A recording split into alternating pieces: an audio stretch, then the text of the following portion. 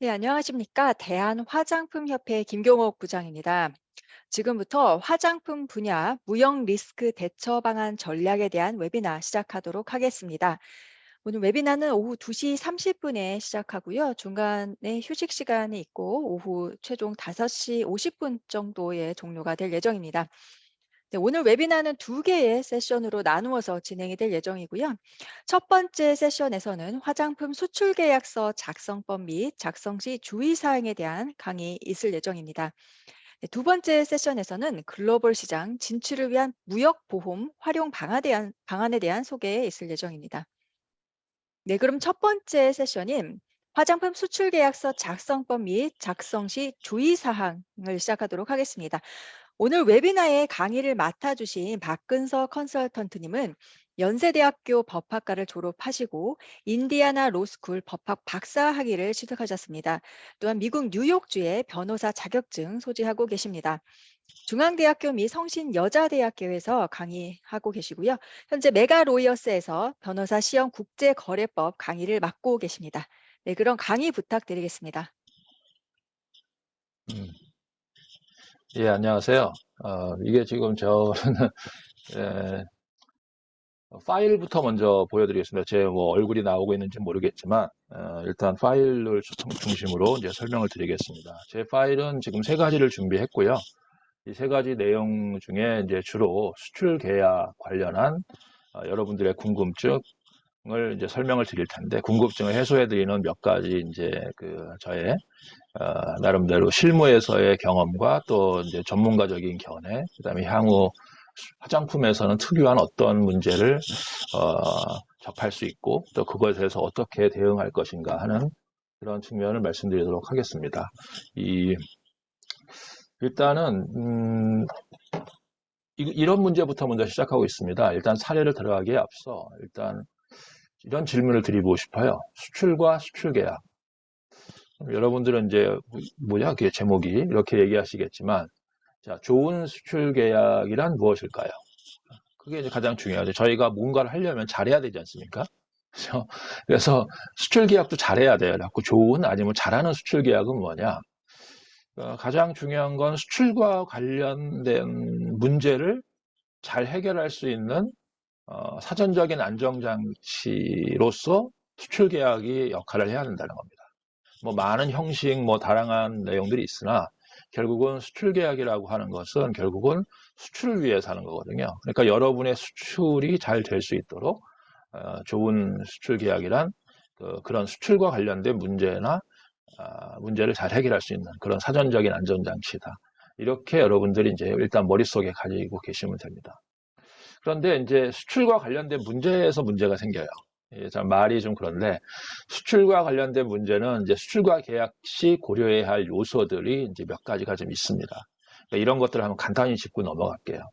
참고로 제가 좀 이 수업이 2시간 정도, 수업은 아니고 이 프레젠테이션이 한 2시간 정도 이내인데 자료는 많습니다. 그래서 일부 자료는 제가 여러분들께 좋은 자료로서 드리고 그중에 핵심적인 내용만 좀 설명을 드리는 걸로 하고 나머지 자료들은 드리니까 뭐 그걸 실제로 실무에서 필요하실 때 관련 부분을 찾아오시든가 아니면은 그 내용들을 참고해 보시면 되는 겁니다. 그래서 오늘은 좀 핵심적인 내용들 위주로 좀 설명을 드립니다. 그래서 이제 이 화면에 보이는 이 내용들을 잘 하도록 하겠습니다. 자, 이 경제적 위험성. 그러니까 수출 계약 시 가장 위험한 거는 이제 이런 것들이 있죠. 수출 시장이 나중에 잘 좋아지지 않을 때 우리가 이 계약에서 어떤 경우에는 뭐 여러 가지 계약을 변경한다든지 아니면은 심지어는 계약을 했었지만 너무 시장이 안 좋으면 계약에서 빠져나올 수 있어야 되거든요. 그러니까 수출 시장의 불안정성이라는 것을 어떻게 반영할지. 특히 이제 민감하신 통화 환율 문제. 가장 중요한 거는 그 다음에 거래 파트너의 이제 경제 신용 상황 이런 것들도 이제 되게 중요한 부분이 고려를 해야 되고요. 정치적 위험성도 있습니다. 여러분들이 이제 소비재를 주로 수출하시기 때문에 과거에는 이 정치적 위험성이라는 게 큰 노출이 안 되었을 거예요. 그런데 이제 정치 경제적 위험 중에 어떤 거냐면 자, 우리가 우크라이나 전쟁도 받고 또 지금 중국과 미국의 갈등도 보고 있고 그래서 이러한 것들이 이제 남의 얘기 같지가 않으실 겁니다. 그래서 이제 정치적 위험성도 마찬가지로 또 상당히 고려를 해야 됩니다. 그래서 코로나 사태 이후에 중국의 수출입 통제가 화장품 분야도 뭐 전혀 남의 얘기가 아니죠. 그 다음에 미얀마 같은 경우는 쿠데타가 있었는데 이거로 인해서 환율 변동이 엄청나게 됐고요. 그래서 2배 이상 됐고 그래서 현지 구매력이 굉장히 하락했습니다. 그 다음에 법률적 위험성. 예를 들어서 화장품 수입 관련 각종 규제가 있는데 이런 것들을 예를 들어서 얼마 전에 이제 중국 정부가 코로나 시국에 이제 수입 허가 절차와 기간이나 뭐 여러 가지 변경을 했거든요. 그거에 대해서 이제 수출 기업들이 이제 중국 쪽으로 수출하시는 분들이 어려움을 겪은 바 있습니다. 그다음에 환율 위험성은 아까 설명드렸고 또 이제 물류 및 운송의 위험성도 화장품 분야에서도 있습니다. 왜냐하면 현지 통관이 지체된다든지 아니면 세관이 만약에 무슨 일로 인해서 압류된다든지 하면은 화장품이 이제 끝까지 가는 게 아니잖아요. 그러니까 품질 저하 문제라든지 시간 경과 이런 문제가 있을 수 있겠습니다. 그래서 이제 마인드셋을 보면 자, 수출 절해와 관련되어 이제 걱정되는 부분을 한번 여러분이 이제 수출 계약을 작성할 때 가장 뭐부터 시작하냐? 제 생각엔 수출 거래와 관련되어 여러분 마음속에 걱정되는 부분이 있을 겁니다. 걱정되는 부분. 이 걱정되는 부분을 여러분이 다 한번 생각해보고 적어보시는 거예요. 아니면 요새는 안 적죠. 그냥 컴퓨터에 이렇게 메모를 치죠. 그 다음에 그 걱정되는 부분이 수출 계약에 포함되면 그게 좋은 수출 계약입니다. 뭐 예시는 아까 위에 이제 카테고리를 이렇게 많이 했지만 결국은 이런 것들도 여러분이 걱정되는 부분이에요. 그래서 이제 파일 변경 사례를 이제 파일을 제가 변경해 드리겠습니다. 잠시만 기다려주시고 이제 사례를 하나 통해서 여러분께 이제 설명을 드리고자 하겠습니다.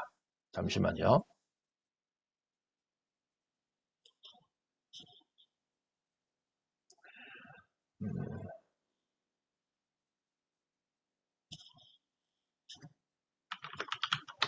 자, 여러분, 중국 화장품 의 문제입니다. 이거는 이제 제가 아까 이제 컨설턴트라고 소개가 됐는데 저에 대해서 소개하자면 이제 컨설턴트는 무역보험공사에 지금 컨설턴트를 하고 있습니다. 그러면 저는 무역보험공사와 관련이 없었느냐? 사실은 저는 무역보험공사에 근무를 했던 무역보험공사 직원이었습니다. 직원이기도 하고 회사에서 유학을 보내서 미국에서 석사와 박사를 했고 돌아와서 사실은 이제 무역보험공사를 위해서 계속 일을 했었고 지금은 그냥 컨설턴트로 이제 다른 일을 하고 있습니다.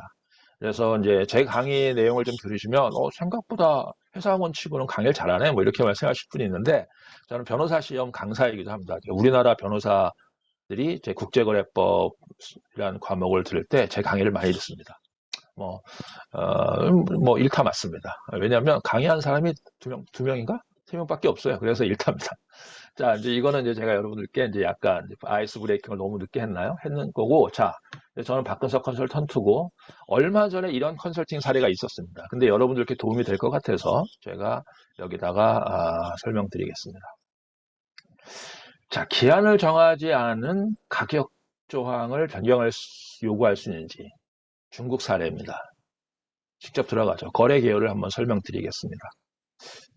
한 수출 기업이 저희한테 컨설팅을 의뢰하셨는데 중국의 수입 기업인데 이제 거의 플랫폼이에요. 굉장히 중국의 화장품을 인터넷 베이스로 파는 굉장히 큰 플랫폼인데 그 플랫폼 기업이 맞아요. 그 케이블 TV 쪽도 하고 뭐 플랫폼도 하고 이렇게 해서 파는데 중국의 수입 기업과 이제 화장품 3종 제품을 생산해서 선금 미 후송금 방식으로 수출하기로 계약을 합니다. 수입 기업은 중국 내 매출 실적이 상당했었고요. 판매 능력도 우수하답니다. 그래갖고 1차 수출품을 실제로 페이셜 폼을 수출한 적이 있는데 이게 이제 처음에 선적한 건이 몇 시간 만에 판매가 완료됐다 합니다. 물론 이제 중국 사람들은 약간 이렇게 화끈하다 보니까 그냥 자기들의 판매를 좀 과장하는 거 있지만 어쨌든 1차 인도분이 다 수출이 됐습니다. 그런데 이제 계약서 이제 이렇게 쉽게 얘기해서 잘 나가는 수입자다 보니 계약 협상 시 이제 수입 기업의 협상력이 너무 커서 사실은 뭐 계약이란 협상이라는 게 거의 없었어요. 그냥 수입 기업이 자기들이 우리는 이렇게 계약을 한다라면서 표준 양식을 보내줬어요. 그래서 거기다가 이제 수출 기업은 그냥 읽어보고 뭐 틀린 소리는 아닌 것 같네 뭐 이렇게 하고 거기다 사인했고 근데 거기에 이제 그 계약에서 어떤 문제가 있었냐면 단가 부분이나 이행기간 단가 조정 등에 대한 조항을 넣을 수가 없었어요. 그냥 단가는 얼마 나중에 하기로 한다라만 넣어놨고 그거를 조정하거나 이제 뭐 그 단가가 얼마 동안 유효하다든지 이런 조항을 넣지 못했어요. 그 다음에 또 이 계약의 특이점은 재판 관할이나 중거법이나 어떤 이런 내용 규정을 넣지 못했어요. 다만 이제 이 매매 계약서 외에 품질 보장 계약서라는 걸 별도로 또 만들었는데요. 거기서는 품질 계약서에서는 중국법에 의하기로 합니다. 근데 이제 이거는 이제 이 수업을 들어오시는 분이 이제 다양한 경험의 수준을 갖고 계시다는 걸 저는 알고 있습니다. 그래서 어떤 분에게는 너무 자명한 얘기인데 하여튼 어떤 계약을 할 때 뭐 우리나라 법으로 할까 중국 법으로 할까 이건 항상 이제 첫 고민이에요. 왜냐하면 우리나라 법으로 하면 뭔가 안전할 것 같으니까. 그리고 상대국 법으로 하면 뭔가 불안해. 그죠? 그 다음에 법정도 우리나라 법원에서 하면 괜히 뭐 우리 판사가 우리나라를 잘 보여줄 것 같고 상대국 법원에 가서 하면 뭐 중국이나 뭐 미얀마나 뭐 캄보디아 이런 데 가면은 굉장히 힘들 것 같아요. 그죠? 인도네시아나. 근데 뭐 하여튼 그런 것들이 있는데 사실 그렇지는 않습니다. 자, 요런 거래 상황이었는데 어떤 문제가 생겼는지 넘어가겠습니다. 2021년 1월 정도에 계약 체계로 3개 제품 중 스킨 토너, 에멀전, 위생 허가가 이제 통과됐습니다. 기존의 중국의 뭐 CFDA 뭐 이런 기준이랍니다. 그런데 코로나가 발생한 거예요. 그래서 거래가 지연되면서 그 허가서의 유효기간이 임박하게 되었습니다. 다만 이 중에 이제 스페이셜 폼 제품은 유효기간이 충분했습니다. 그 허가서의 유효기간이. 그러니까 중국으로 수출하려면 중국 정부로부터 이제 그 허가서를 받아야 되지 않습니까? 그 허가서의 유효기간이 있었는데 그게 너무 통과됩니다. 허가를 뭐 1년을 줬다, 2년을 줬다 그러면 된 거죠. 한편 그중 코로나19나 각종 거래가 지연이 됐고 화장품 수입을 위한 중국 정부의 수입 허가 기준 중간에 또 변경이 됐어요. 계약 체계로 MMPA로 변경되었고 뭐 그 이 정확한 이름은 저도 정확히는 그때 따라 적은 거라서 이런데 이거를 또 이제 인터넷 방식으로 하니까 시스템 반영은 또 지연이 되면서 이게 시행이 지연됐고 결국은 양 다상자의 책임 없이 그냥 거래가 장기간 지연된 겁니다. 이 와중에 이제 수출 기업은 공급 단가를 맞추기 위해서 또 수입자 측에서 용기를 이제 자기들이 만들겠다고 직접 제작하면서 여기서는 이제 원료만 공급하기로 하는 또 그런 계약의 변경이 좀 있었어요. 그래서 수입자도 사실은 이제 이 거래에 많이 투자를 한 거죠. 근데 현재 협상 단계에는 뭐가 있냐면 3개 물품에 대한 선금은 모두 받았고, 그러니까 이분들은 결제를 딱 한 방에 하는 게 아니라 선금을 일부 받고, 그 다음에 제조해서 이제 여기서 삭송, 선적하면 그 다음에 받고, 나머지 잔액은 나중에 받고 뭐 이런 식으로 한 거예요. 그래서 페이셜 폼 인도권 세 가지 제품 중 한 품에 대해서 이제 20만 개를 수출했고 대금 수령 완료를 했습니다. 근데 이제 문제가 생긴 거예요. 어떤 문제냐? 수출기업의 중요지상. 근데 이 기간이 2년, 3년이 됐단 말이에요. 그래서 2년 전에 가격으로 했는데 계약서를 아무리 찾아봐도 계약이 조항이 없어요.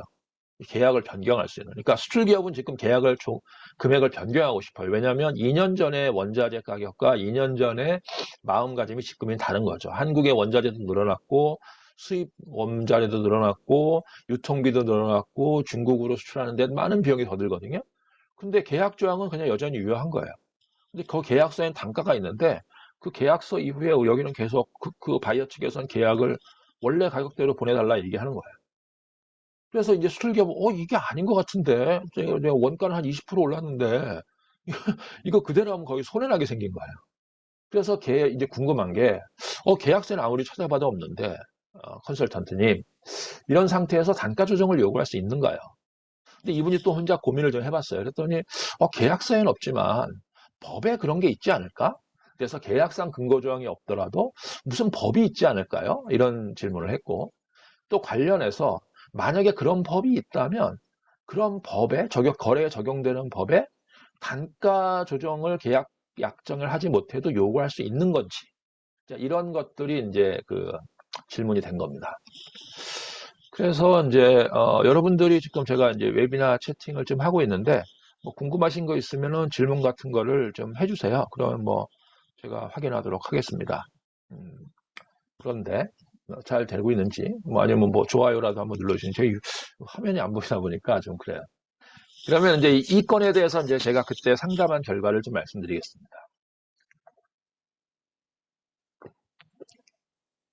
수출 기업이 질의한 거래에 대한 일단 기본적인 관할은, 그러니까 어느 나라에서 만약에 이제 소송을 한다든지 분쟁을 한다 그러면 결국은 보니까 물어봤더니 중국 법원이래요. 그래서 그리고 어느 나라 법이 적용되는지는 일단 어떤 거래에 이분들이 약정한 바가 없어요. 그래서 약정한 바가 없으면 중국법으로 할 수도 있고 중국법 우리나라 법으로 할 수 있는데 근데 결론은 똑같아요. 그러니까 우리나라 사람들끼리의 거래에 대해서는 우리나라 민법인 계약법이 적용되지만 채권법이라고 하거든요.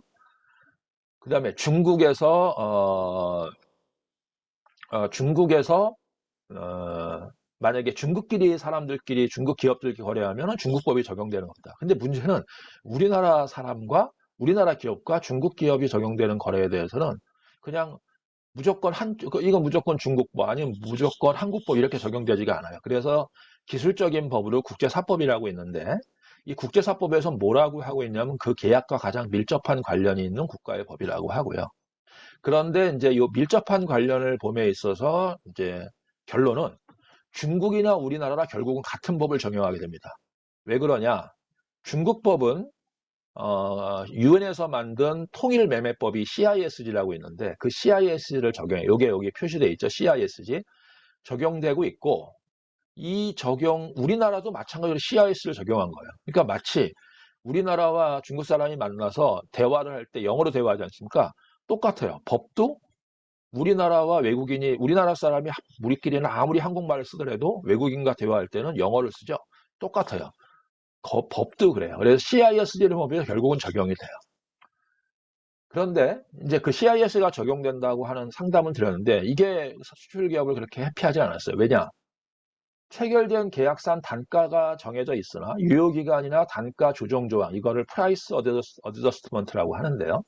이런 게 정해져 있지 않은 상태라면 양 당사자의 그러니까 양 당사자가 합의한 거 이외에는 단가 조항이 불가능한 것이 원칙이라는 겁니다. 제가 이제 그 법을 국제거래법이라고 해서 제가 변호사 시험에서 가르치는 거에서 너무 잘 알거든요. 그래서 왜 그러냐면 CISG는 뭐라고 하냐면 계약은 당사자는 계약상 의무를 이행해야 된다. 그리고 당사자는 합의회에서 계약을 정할 수 있고 합의회 변경을 할 때에도 합의회에만 의해서 변경할 수 있다. 그러니까 상황이 변경돼 갖고 뭐 너 한쪽의 의사가 합의가 없이 그냥 일방적으로 누군가 계약 조정을 변경할 수 없다는 이야기예요. 결국 단가 조항이 없는 계약은 이행 기간까지 그대로 유지되며 수출자는 그 단가대로 이행해야 되는 게 결론입니다. 그러면 여러분들이 궁금하잖아요. 아니 이게 좀 아닌 것 같은데 여러분 좀 이렇게 봐주는 거 없어요? 뭐 아니면은 뭐 코로나라는 비상사태 뭐 아니면은 외국 모라토리엄 뭐 이런 거 없나요? 그런 게 있긴 한데 그런 걸 뭐라고 하냐면 보통 사정 변경이라고 합니다. 그걸 포스 마주어, 액트 오브 가드, 우리말로 하면은 불가항력, 그죠? 이런 전쟁, 이런 것들이 이제 하면 되는데 문제는 사정 변경으로 인한 뭐 코로나 등으로 공급망 지연, 뭐 중국의 위생 정보도 허가 기준 변경 이런 것들은 사정의 변경인데 이런 계약을 원래 이런 것을 반영하려면 계약서에 이런 사정 변경이 있으면 다시 협의한다고 하는 그런 근거 조항이 있어야지 변경이 되는 거예요. 협의가 되는 거예요. 변경이 아니라 협의가 되는 거예요. 그런데 계약생 포스 마주어 조항이나 사정 변경 조항이 없고 원래 법에도 그것은 계약은 지켜져야만 한다는 거예요. 그 다음에 만약에 근데 또 한 가지 방법은 있어요. 정말 힘든 경우에는 어떻게 하냐? 수출기업 측이 그냥 손해배상을 계약할 걸 감수하면서 그냥 계약 해제를 해버리는 거예요. 그러니까 뭐 중국도 무자비하게 이렇게 막 계약을 끊는 경우도 있지만 사실 제가 현장에서 보면 우리나라 기업들도 우리나라가 불리하게 되잖아요. 그럼 잘 고민해 보는 거예요. 야, 손해배상하고 끝나는 게 나은가? 아니면은 차라리 결제하고 그냥 끝까지 계약을 유지하는 게 낫나? 예를 들어서 여러분이 그 화장품을 중국에 뭐 단가 100불에, 단가 10불에 해서 팔기로 했는데, 손해배상액이 10% 주기로 했어요. 계약금을. 아니, 뭐 10%를 손해배상을 할 것 같아요. 그래갖고 걔네들이 만약에 너희가 계약 취소하면 우리가 20% 손해배상을 한다. 뭐 이런 손해배상액 예정 그런 게 있거든요. 그런데 여러분이 지금 새로운 누가 여러분에게 왔는지 뭐냐면 새로운 바이어가 저기 필리핀에서 우리가 50%더 줄게. 여기 너무 잘 팔려. 이러면 여러분도 고민해야 되는 거예요. 차라리 그냥 10% 손해배상, 20% 손해배상하고 계약을 해지하고 그쪽으로 가야겠다. 그런데 이제 이렇게 막상 하기엔 또 문제가 있습니다. 왜냐하면 중국 기업 측의 규모나 업계 능력을 감안할 때 이게 국제 거래라는 거는 이렇게 한 번 일회성이 아닙니다. 그래서 거래의 신뢰를 지키는 게 각정맞고 평판이라는 게 있거든요. 한 번 그 사람이 그런 식으로 계약을 해지했다. 단기간에 이익을 쫓아서 그래서 중국으로 수입 안 하고 수출 안 해주고 그냥 필리핀에 다 팔아봤더라. 이게 소문이 다 나거든요. 그렇게 되면 결국은 여러분들의 이제 향후 비즈니스는 굉장히 레피테이션이 안 좋아지는 거죠. 그래서 여러분들께 좀 이제 말씀드리고 싶은 게, 그럼 그 계약서에 아무것도 없는데 프라이스 어드저스트먼트 샘플 조항을 하나 보여드릴게요. 이런 거예요. 영어가 이렇게 좀 되게 복잡하게 돼 있습니다. 그래서 이제 크게 이제 뭐라고 얘기하면 A, B, C를 보면 일단 제목을 보면 프라이스 어드저스트먼트는 이런 경우에 적용이 됩니다. Material Cost Increase. 이해가 되시죠? 그죠?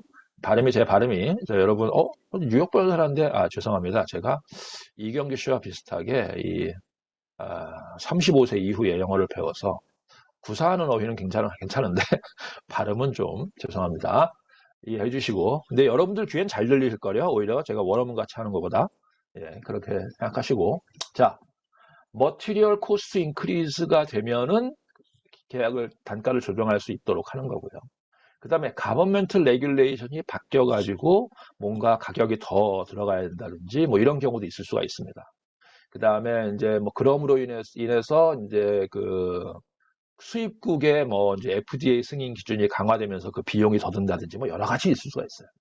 또 하나가 이제 커런시 플럭추에이션. 이거는 뭐냐면 이제 환율 변동인 거예요.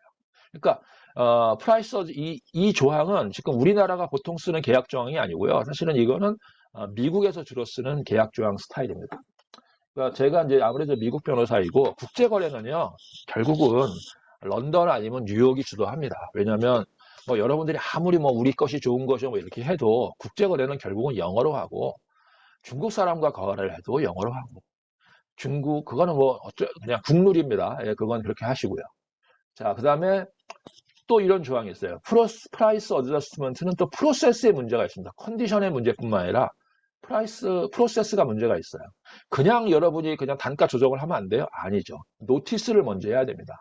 그다음에 노티스를 할 때는 이제 어떤 며칠 전에 노티스하고 이런 노티스에는 어떤 이유가 있어야 되고 서포팅 다큐멘테이션이 뭐냐면 이제 근거 서류. 우리가 원가가 얼마 올랐고 그다음에 이런 것들 있잖아요. 아니면 다른 사람들은 어떻게 판매하고 이런 거예요. 그다음에 굿페이스 니고시에이션은 게 뭐냐면 그런 노티스를 받으면 협상을 할 때 당사자가 책임 있는 자세로 협상을 해야 된다는 겁니다. 그러니까 여기 영어로 보면 Upon receipt of the notice, the buyer and the seller shall engage in good faith negotiation to determine a fair and reasonable price adjustment. 그때 뭘 고려하냐? Taking account into consideration the underlying cost factor and market condition. So, both parties shall make reasonable effort to reach a mutual acceptable agreement. 이런 식으로 이제 여러분들이 하시는 거예요. 그러면 이제 지금까지 제가 이제 사례를 하나 말씀드린 거고, 다른 사례를 하나 또 말씀드릴게요. 이거는 화장품 사례가 아닌데, 급격한 환율 변동이 발생한 경우에 이제 문제입니다. 이게 이제 여러분들 화장품 중에 제가 중국을 말씀드렸지만 이번엔 또 하나의 메이저 파트너가 뭐죠? 우리나라 거래. 아직은 화장품은 좀 들어가겠지만 결국 미국입니다. 미국은 전 세계적으로 모든 면에서 거의 다 발전한 나라고요. 제가 거기서 유학을 해서가 아니라 미국을 보면 왜 이 나라가 왜 앞으로 이제까지 한 50년 동안 세계 정상이었고 그 한 이유가 있습니다. 법에서도 굉장히 자세하게 잘 만들어져 있고요. 개인은 똑똑한 것 같지 않은데 시스템이 기가 막혀요. 그다음에 그 시스템은 결국은 법률 체계도 마찬가지입니다. 이제 이 하드식 조항인데요. 재밌는 건 미국에서 얘기하는 게, 미국이나 영국에서 얘기하는 게 이 하드십 조항인데, 이 원칙은 다른 나라에서도 이 원칙을 원형에 적용합니다. 우리나라도 연구하고 있고, 우크라이나도 연구하고 있습니다. 사례가 뭐냐, 이런 겁니다. 이거는 이제 제가 이제 운시트랄이라고 해서 유엔 국제사법위원회라는 것이 있거든요. 거기에 이제 판례가 다 올라와 있는데 그 중에 하나의 사례를 소개시켜 드릴게요.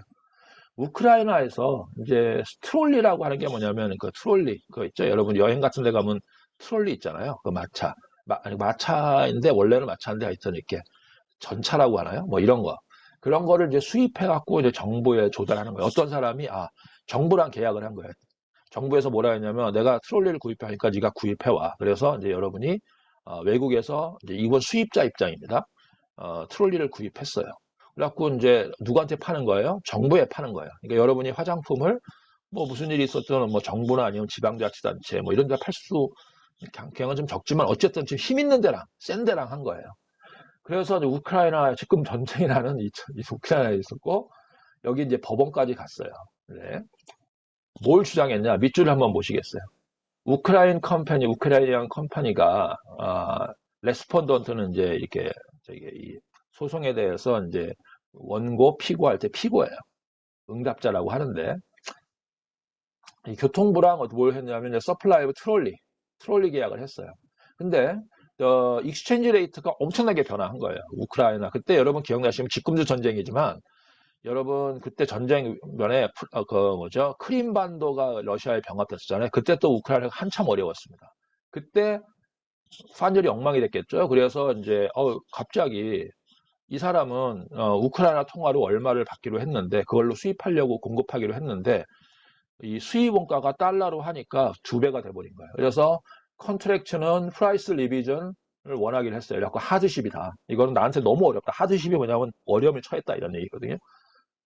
근데 코트는 뭐라고 했냐면 이걸 일단은 우크라이나법을 적용한다. 근데 네가 얘기하는 거는 전체 entirety, reject in its entirety가 되게 무서운 말이야. 모든 청구를 다 기각한다. 그러니까 왜? 자, 뭐라고 했냐면 우크라이나에서는 뭐라고 하고 있냐면 request for price reversion are not fulfilled. 그러니까 우크라이나 법상 가격 변동을 요구할 수 있는 요건이 있는데 그거를 만족시키지 못했다. 그리고 그 우크라이나 법상 걸 만족시키는지 네가 해석상 뭐 심각한 상황이라고 그러는데 그 심각한 상황이라는 거를 뭘 의미하는지 수상적이니까 그거를 이제 해석하는 게 국제적인 어떤 국제거래법이나 아니면 원칙이 있는데 그 원칙이 이제 유니드로잇 프린시플 오브 인터내셔널 커머셜 컨트랙트라고 있습니다. 근데 이거에는 6조 2장에 뭐라고 돼 있냐면 야 하드십의 기본은 뭔지 알아? If a performance of the contract become more burdensome for one of the party 그런 거냐면 한 당사자에게 이 너무 burdensome 너무 심해졌다 이러면 어떻게 돼요? 그럼에도 불구하고 that party is nevertheless 그럼에도 불구하고 bound to perform each obligation 무조건 계약을 이행하는 게 원칙이다라는 거예요. 뒤쪽에 예외가 있어요. 그런데 재판부는 어떻게 하냐면 원칙을 더 중시해요. 그러니까 예외는 뭐예요? 아주 큰 예외인 거. 너같이 환율이 변동되는 거? 야, 솔직히 얘기할까? 우리들 얘기하죠. 환율 변동되는 건 누구나 다 예상하는 거 아니에요? 그러니까 올라갈지 내려갈지를 모르지만 결국은 물건을 사고 파는 사람들은 외국에서 수입하게 되면 물건에 대해서 환율이 변동할 거라는 거. 좀 전에 중국 쌀에 대해서는 원자재가 변동할 거라는 거. 아니면 인건비가 왔다 갔다 할 거라는 거. 그죠? 이런 것들은 당연히 그 비즈니스를 하는 사람들은 예상해야 되는 거예요.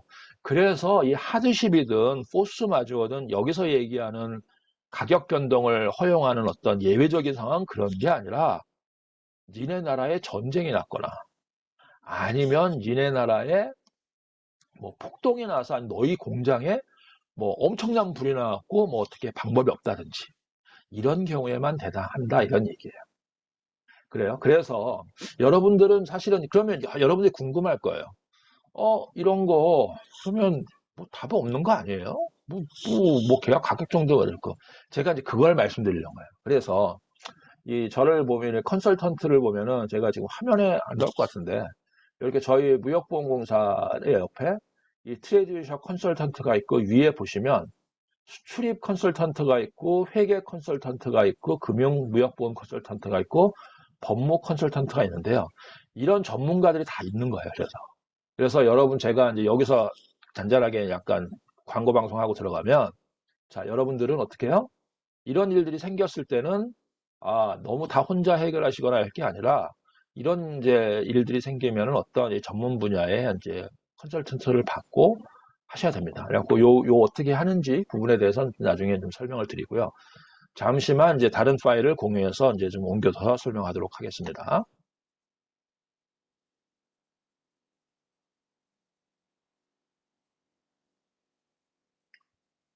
자, 다시 돌아왔죠? 자, 마인드셋 정리를 아까까지 한 데서 다시 들어가는 겁니다. 그러면 이제 여러분들께 뭘 말씀드리고 싶냐면, 그러면 이제 수출 계약이나 작성과 적절한 이행이라는 제목하에 그러니까 정확하고 명확한 수출 계약을 작성하는 게 이제 되게 중요해요. 아까 같은 경우 수출 채권은 뭐라고 얘기하는 거냐면 수출 채권은 무슨 얘기라고 하는 거냐면 여러분이 수출을 왜 하죠? 이건 대금을 받는 게 궁극적인 목적이에요. 물론 여러분들의 이제 직업적인 소명의식에 있어갖고 우리나라 K뷰티 상품을 전 세계에 넓혀야 돼 이런 것도 있겠지만 결국 개별적인 건 뭐예요? 요번 물건 많이 팔아서 돈 제대로 받는 게 가장 중요한 거 아닙니까?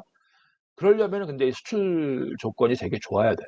그러니까 나중에 돈을 받을 때 못 받을 일이 발생했을 때에 못 받을 가능성이 있는 봤을 때에 채권 회수의 문제나 뭐 나중에 이제 저희 이제 이 컨설팅의 요번 주제인 나중에 후에 저 한 시간 반 후에 저희 무역보험공사 현직 직원이 또 설명을 해줄 텐데 수출보험이나 이런 걸 보상을 받는 경우나 또는 공통적으로 또 수출기업은 뭐 수출계약 조건에 맞는 수출계약을 체결할 의무가 있고 의무가 있어요, 여러분. 이런 담당자는 수출계약을 잘해야 돼요. 만약에 이제 그 수출계약에 위반한 경우 뭐 법적 불이익이나 수출보험금 면책도 받을 수 있기 때문에 계약을 잘 체결해야 돼요. 제가 무슨 얘기하는 거냐면 여러분이 수출을 했다고 해서 항상 여러분이 억울한 게 아닙니다. 어떤 경우는 수출 계약을 체결했는데 여러분이 지킬 수 없는 약속을 수출 조건으로 넣고 그거를 위반해서 여러분이 나중에 위반을 하잖아요. 그럼 구매국에서 구매자가 돈을 안 갚아도 여러분 할 말이 없는 거예요. 그건 여러분들이 위반한 거예요. 그래서 수출 계약을 잘 체결해야 돼요. 그래서 수출 계약서 작성 관련 지식이나 이 관리 능력이 되게 필요한 겁니다. 그런데 이제 그러면 이제 여러분 화장품 수출 관련한 분쟁 요인. 참고로 이거 말씀을 드릴게요. 제가 요번 자료를 준비함에 있어서 어떤 좀 약간 고난이 있었는데 고난 정도는 아닌데 좀 어려움. 실무적 어려움이 뭐냐면 이 자료를 제가 작성하는데 한 며칠 걸렸습니다. 원래는 그냥 저는 일반적인 수출 계약을 쓰면 되는데 사실 화장품 쪽하고 안 맞잖아요. 그러니까 뭐 자동차 수출하고 화장품 수출하고 많이 다르지 않습니까? 그래서 이제 좀 그런 걸 하다 보니 좀 약간 좀 시간이 걸렸는데, 그래갖고 가급적이면 화장품 쪽 분쟁 요인이 뭔지를 하려고 좀 노력을 해갖고 챗GPT도 좀 활용을 했습니다. 그래서 좀 확인을 해봤더니 이런 점이 주로 문제가 됩니다. 일단 제가 노란 거 같은 거 표시를 해보면은 이게 이제 여러분 수업용 들으실 때 강조하라고 이렇게 노란색 표시하면서 갑니다. 자, 프로덕트 퀄리티가 많이 문제가 됩니다. 그러니까 예를 수입 화장품에 공개되지 않았거나 허용 한도에 대한 유해 성분이 포함된 것으로 밝혀지면 수출업체 간의 분쟁이 발생할 수가 있습니다. 예를 들어서 아니면 이런 문제도 있어요. 인텔렉추얼 프로퍼티 문제가 있습니다. 그러니까 여러분들이 상표권이나 그런 것들을 위반해서 이게 여러분의 물건들을 팔려고 했는데 상대편이 그 물건을 만약에 싸게 가져가서 다른 상표를 붙여서 팔았다든지 아니면은 여러분의 이제 가격 조정을 원하지 않는데 가격을 유지하고 싶었는데 막 떨이를 팔았다든지 뭐 이렇게 해가지고 그 여러분들의 이제 현재 마켓에서의 어떤 그런 게 저하되는 경우 그런 문제가 있을 수 있거든요. 아니면은 경쟁자가 이제 팔고 있는데 독점 사용권을 줬는데 그거를 잘 활동을 안 해. 알고 봤더니 자기 친구한테만 해서 경쟁 상품을 끼어 팔고 있어. 뭐 이런 아주 별의별 일이 다 발생하거든요. 예, 그런 거. 이런 것들 중요합니다. 그래서 이제 컨트랙 또 하나가 뭐냐면 레귤러터리 컴플라이언스도 되게 중요합니다. 왜냐하면 여러분들 아마 계약할 때 문제 될 거예요. 나중에 계약서에는 없었는데 성분 표시, 제품 테스트, 포장 요건, 뭐 이거 국제 규정, 그다음에 표준 주사 관련해서 여러분들이 이게 다 비용으로 문제가 되거든요, 나중에. 근데 이런 걸 처리하려면 비용과 시간의 문제가 생깁니다. 왜냐하면 이런 것들을 추가적으로 처리하려면 여러분들에게 비용을 부담하는 경우가 많고요. 보통 판매하는 사람이 대부분 그쪽을 하라고 하거든요. 자기들은 보통 매수하는 사람들은 배짱이죠. 아, 그 가격으로 팔기로 했는데 이것도 해줘, 이거 저것도 해줘, 이게 많은 거예요. 그리고 그걸 안 하면 또 이 수출이 지연되고 수입자가 아, 물건 못 가져가 이러고 뭐 그리고 또 자기들 정부 얘기를 해요. 아쉽지만 여러분들이 우리나라 상품이 선진국으로 수출되는 경우도 있지만 후진국으로 수출되는 경우도 있고 둘 다 전체적으로 보면 우리나라만큼 약속 잘 지키는 민족 별로 없습니다. 대부분 다 이상해요. 그리고 맨날 무슨 자기네 문화래 그게. 말도 안 되는 문화예요. 여러분들 뭐 막 해보면 별 이상한 문화 되게 많아요. 그러니까 그런 것들 여러분이 하실 때 그중에 또 이제 얘들이 레귤레이션이 뭐 특히 공무원 문제 뭐 그 나라에 뭐 어디 식품 뭐 위생 관련해서 뭐가 왔는데 단속이 왔는데 이거를 뭐 하나면 해야 된다 했고 뭐 그걸 하려면 뭐 내가 돈을 줘야 되는데 뭐 별의별 일이 많이 발생해요. 저희도 그거 진짜 현장에서 많이 봤어요.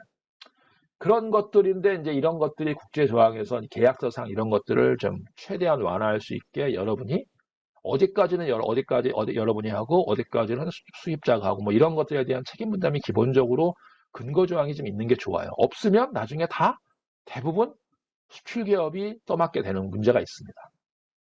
또 하나의 문제는 Distribution and Exclusive Agreement 문제입니다. 이런 경우는 이제 어떤 게 있냐면 예를 들어 여러분들 이런 문제 고민스러운 게 있을 거예요. 화장품 브랜드가 특정 지역의 유통업체에 특정 국가의 유통권을 부여했는데 만약에 근데 알고 봤더니 이걸 2년, 3년 막 1년, 짧게는 1년 이렇게 부여하잖아요. 1년 해보고 파일럿 해보고 나중에 2년 더 연장해 줄게. 뭐 이렇게 하면서 뭐 그 대신 뭐 온라인하고 또 오프라인 나누기도 하고 뭐 나라가 큰 경우에는 지역으로 나누지 않습니까? 그런데 가만히 나중에 보니 여러분이 입장하게 저기 옆주에 있는 어떤 애가 더 똘똘한 애가 나타났어. 근데 지금 이미 3년은 줬단 말이야. 2년은 줬단 말이야. 이거 어떡하지?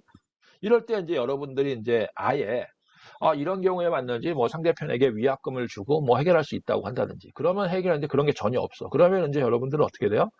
레퓨테이션 생각하면서 이제 계약을 해제해야 되는 문제가 발생하는 거예요. 이런 게 문제가 생길 수 있습니다. 그 다음에 이제 기타 이제 이하 내용은 한번 여러분 저희가 자료를 다 드리거든요. 그때 한번 여러분이 읽어보시기 바랍니다. 그리고 여러분 자료할 때 좀 황당하실 거예요. 거의 다 영어예요. 그죠? 그래서 영어인 이유는 이게 죄송한데 이런 거예요. 여러분 토익 공부할 때 토익 책이 있잖아요. 이 웬만하면 다 영어로 돼 있어요.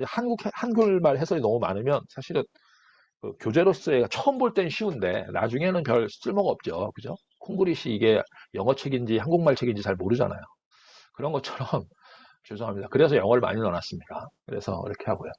그리고 또 하나의 이제 좀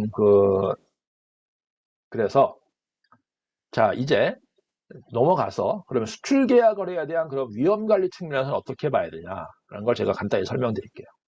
일단 계약적으로 이거를 한번 해야 돼요. 컨트랙투얼 어그리먼트를 잘 해야 돼요. 그러니까 계약 조건을 terms and condition을 clearly define하고 define이라는 게 뭐냐면 definition이잖아요. 이거는 이제 잘 정의하고 이거 중요합니다. 제발 카더라나 뭐 누가 그랬다더라 뭐 이런 거보다는 좀 그렇습니다. 예, 좀 전에 질문하신 문제 강의 자료는 추후 공유해 주시는지 모르겠는데 하여간 저는 이제 저기 화장품 협회에서 자료를 드려서 이제 가급적 저작권성에 문제 없는 한 다 공유가 될 예정입니다. 자, 그 다음에 질문 됐죠? 자, 질문 다음에 이해하셨으면 이제 답 주시고요. 예.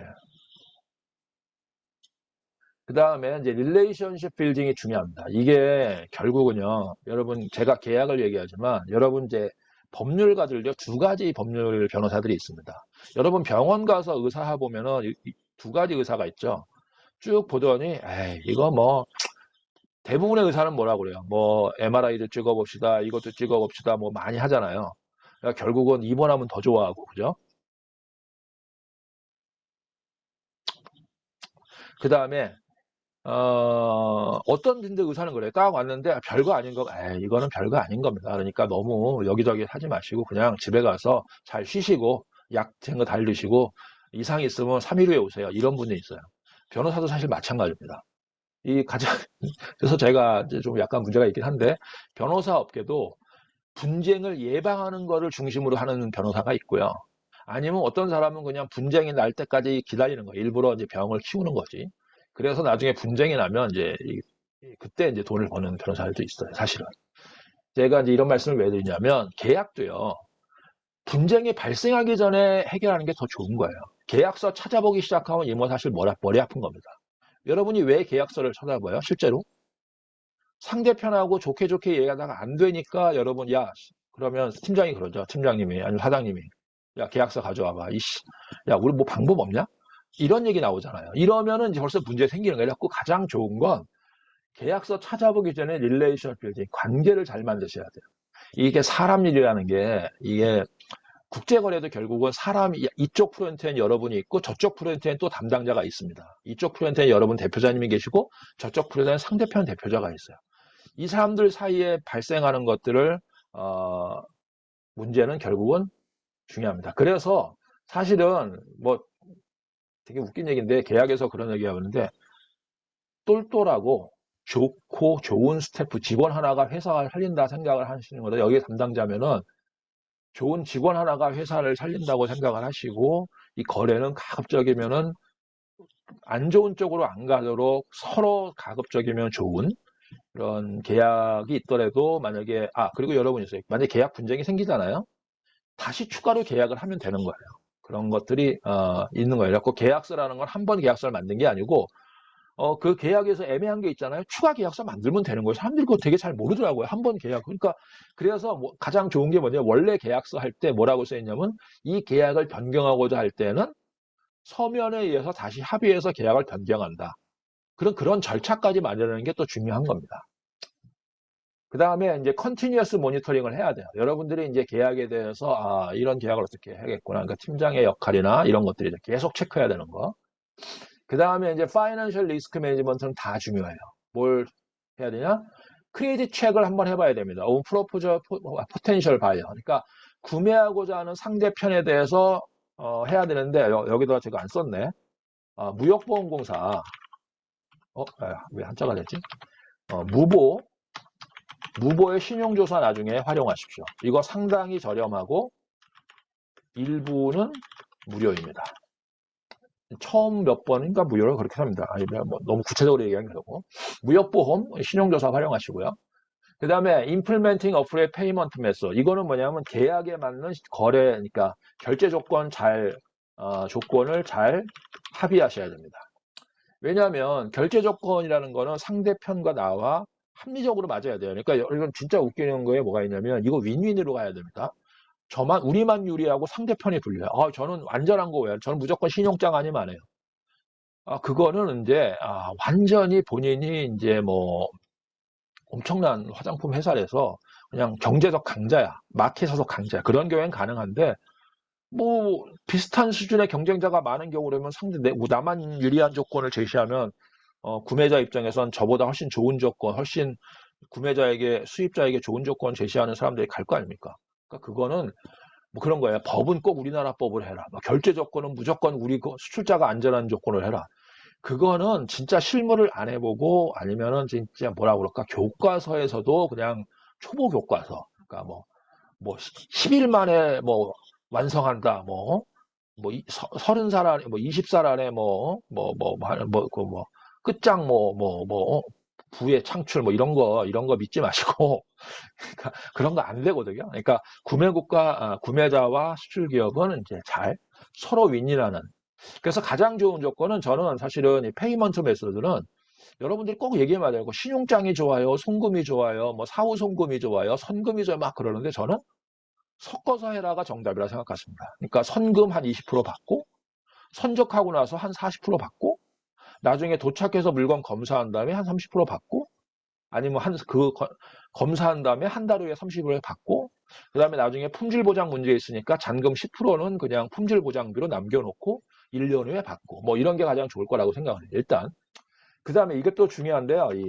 여기서 왜 중요하냐? 결국은 수출 계약으로 아무리 여러분이 계약을 잘해도요. 아니, 여러분 수출 계약 잘했다고 바이어가 갑자기 비즈니스가 좋아지든지, 안 망할 게 망하는 거, 망하지 않을 망할 기업이 안 망하는 거 아닙니다. 그 다음에 여러분도 수출 계약 잘했다고 해서 여러분의 모든 수출이 잘 되는 거예요. 여러분의 퀄리티가 좋아야 되고 좋은 수입자 만나야 되고 여러 가지 요인이 있는 거거든요. 그래서 나중에 결국은 그리고 여러분들이 정말 큰 대기업 출신이세요. 수출을 많이 해. 되게 잘 나가시는 분들 있잖아요. 제가 화장품 보니까 막 제가 이제 직장에 저 청가층 쪽인데 아모레 퍼시픽 옛날에 건물 보니까 엄청나더라고요. 막 이런 분들이에요. 그러면 아 우리는 뭐 업계 강자야 뭐 이러면서 해도 문제는 그게 아닐 수가 있습니다. 결국은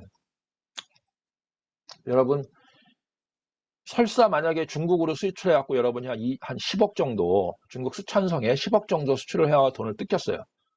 그럼 여러분 담당 사장님이 담당 팀장하고 담당 대리에게 전화를 하는 거지. 야 수천성 가서 10억 받아와. 받아오기 전까지 회사 들어올 생각하지 말고 출장비 받아가지고 가. 근데 그렇게 그런 상황에서 여러분 수천성 가갖고 10억을 받으러 가갖고 뭐 소송을 할 건지 채권 주시면 여러 가지 이유가 있지만 그 경우에 담당자 같은 경우 진짜 내가 이거 직장 계속 다녀야 되나? 뭐 이런 생각도 들 거예요. 옛날에 제가 좀 그런 일을 해봐서. 그 다음에 여러분이 거래를 추진할 때는 기분이 좋지만 지금 구매자가 돈을 10억 정도 안 줄 때는 무슨 일이 있을지 자 여러분이 만나러 가면 여러분을 잘 만나줄까요? 잘 안 만나주죠. 공항에도 안 나오고 아마 호텔도 안 알아봐 줄 거예요. 그죠? 여러분은 조심해서 그 사람들이 모를 때 가야 돼요. 그래야지 방문하지. 안 그러면은 담당자 만나기도 쉽잖아요. 담당자가 피해버릴 거예요. 그래서 여러분 이런 것들은 결국은 현실적으로는 소송을 잘하니 이거보다도 수출보험을 이용해서 아예 위험 거래를 보험 커버하는 게 맞습니다. 여러분 자동차를 운영하실 때 자동차 보험 드는 거랑 똑같은 거예요. 자동차 사고 조심해야죠. 운전 잘해야죠. 여러분 자동차 운전 열심히 하고 면허도 따야 되고 잘해야 돼요. 근데 자동차 사고 났을 때 여러분이 뭐 자동차 사고 났으니까 경찰 스스로 부르고 뭐 알아서 하세요? 보험 부르잖아요. 똑같은 겁니다. 자, 그래서 이제 저는 그래서 변호사인데 이상한 강의를 하나 하겠습니다. 법적 절차 믿지 마라. 이거 왜 얘기하는 거야? 최악을 대비하라 이거예요. 쉽게 얘기해서 법적 절차 최악을 대비하라. 무슨 얘기냐? 여러분 만약에 외국 소송이라는 게 정말 만만치가 않습니다. 변호사들도요. 솔직히 외국 소송, 한국에서 소송하는 것도 어렵거든요. 근데 외국 애들 소송해라. 이런 거 정말 어렵습니다. 저 같은 사람도 사실은 전문가거든요. 이쪽은. 저는 그게 변호사를 가르칠 정도니까 저도 나름 이쪽에 유명할 거 아닙니까? 근데 저도 사실 뭐 캄보디아 가서 소송해라 이러면은 뒷목이 땡겨요. 앞으로 무슨 일을 해야 될지 대충 이게 모르는 사람이 이게 외국 소송 하지 이게 쉬운 게 아니에요. 코스트한 타임하고 엄청나고요. 그 다음에 더 중요한 게 뭔지 아십니까? 프라이빗시하면 컨피던셜리티의 문제가 또 생깁니다. 왜냐하면 여러분들이 어디랑 거래가 분쟁이 생기잖아요. 이유는 누구이든 업계에서는 여러분이 문제에 들어가 있다는 걸 좋게 얘기하는 경쟁자는 없습니다. 뭐 어느 수출자가 뭐 누구랑 어떻게 됐다는데 문제가 많다며? 뭐 지나가면서 뭐 슬슬 이런 것도 있을 수 있고 또 만약에 여러분이 한번 돈을 프라이버시나 이 컨피던셜리티가 노출해 소송을 하게 되면 이게 기본적으로 정보가 공개되고 있거든요. 그리고 서로 이제 갈 때까지 다 가는 거지 감정도 상하기 때문에 나쁜 얘기를 엄청 하고 다닙니다. 그러니까 바이어든 여러분이 수출자든 여기저기 엄청 나쁜 욕을 해요. 그러면 그쪽도 안 좋고 여러분도 안 좋은 거예요. 또 리미티드 컨트롤 오버 디시전 메이커 예를 들어서 저지나 주얼이나 아이비트에서 여기서 저지는 판사고요. 주얼이는 배심원입니다. 미국 같은 경우는 이거 배심원 소송도 하고요. 아비트레이션은 테이터는 중재자라고 하는데요. 이런 사람들이 여러분만 같지 않습니다. 저는 솔직히 제 친구가 저는 뭐 국제거래밖에 잘 몰라요. 잘 모르는데 제 친구가 진짜 유명한 검사가 있거든요. 그 얘기하는 그 특수부, 특수부 검사예요. 근데 대학교 때 룸메이트였는데 이 친구는 검사가 돼갖고요. 친구 굉장히 잘 나가죠. 우수해요. 훌륭한 친구예요. 근데 이 친구가 저한테 언제 수출보험 물어보더라고요. 그래서 내가 간단히 좀 한 2분 얘기했나 했더니, 와, 특수부 검사인데 저희가 이제 해외 그 자금 유출 때문에 저한테 물어본 건데, 수출 거래를 가장한 해외 자금 유출? 야, 너 진짜 전문가다. 막 이런 얘기 하더라고요. 그런 특수부 검사도 어떤 경우 여러분들 수출을 잘 모릅니다. 그래서 여러분의 분쟁을요, 이쪽으로 가져가잖아요. 특히 수출 쪽 가져가면 판사들이 어떻게 결정할지 몰라요. 우리나라에 소송하면 그나마 우리나라 판검사는 되게 똑똑해요. 근데 여러분 저기 중국이나 이런 데 가면 법조인의 수준이 우리나라 같지 않습니다. 그래서 어디로 나갈지 모르는 거예요. 하고 또 비즈니스 릴레이션 이제 망하죠. 이거 스트레인. 그다음에 리미티드 레메디 앤 플레시비티. 가장 결정적인 거. 변호사만 돈 벌어. 뭐 이 정도 너무 심하다. 내가 너무 그거보다는 뭐냐면 법적으로 해서 여러분이 2년, 3년에서 소송을 해서 이길 거예요. 그러니까 판결물들은 뭔가 이긴 것 같고 뭔가 뿌듯해요. 근데 그 판결물 가지고 현지에서 어떻게 집행할 건데? 그리고 이제 판결문을 지면 그 수입자가 어떻게 하겠습니까? 여러분이 졌어요. 여러분 어떻게 생각하죠? 딱 여러분이 해갖고 중국이한테 한 10억 줘야 돼요. 그럼 여러분 질 것 같은 느낌 들면 어떻게 돼요? 이거 어떻게 재산을 빼돌리지? 어떻게 회사를 어떻게 정리할까? 뭐 이런 거 고민하죠. 상대편은 그거 안 하겠습니까? 상대편도 또 그 사이에 재산을 해요. 근데 우리나라에서 판결을 이겨도 거기 가지고 가서 또 집행 판결 받고 하는데 또 몇 달, 어떤 날에서는 또 그게 년이 걸릴 수가 있습니다. 그래서 엑스포트 크레딧 인슈어런스 수출보험 활용을 하는 게 좋습니다. 잘 모르지만 가장 편한 방법 보험으로 해라. 약 연간 한 200조 이상의 수출 거래가 수출보험 이용되고요. 제가 여기 출신에서 말씀드린 게 아니라 실제로 그렇습니다. 수입자 신용조사를 하니까 여러분들에서 이제 한도가 나오고요.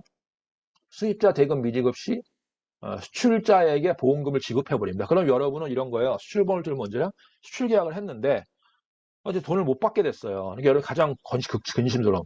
그럼 수출 계약 찾아볼 게 아니라 수출 계약은 여러분이 잘했다고 치고 그냥 무역보험공사에 그냥 보험금을 쳐요. 그럼 한 개월 정도 후에 보험금이 나와요. 그때까지만 잘 참으세요. 그래갖고 이제 원래 원가 뭐 이렇게 하면은 이제 계약 금액의 한 97.5% 정도 나오니까 결국 여러분 원가나 뭐 이런 생각하면 적어도 큰 손해는 안 보실 거예요.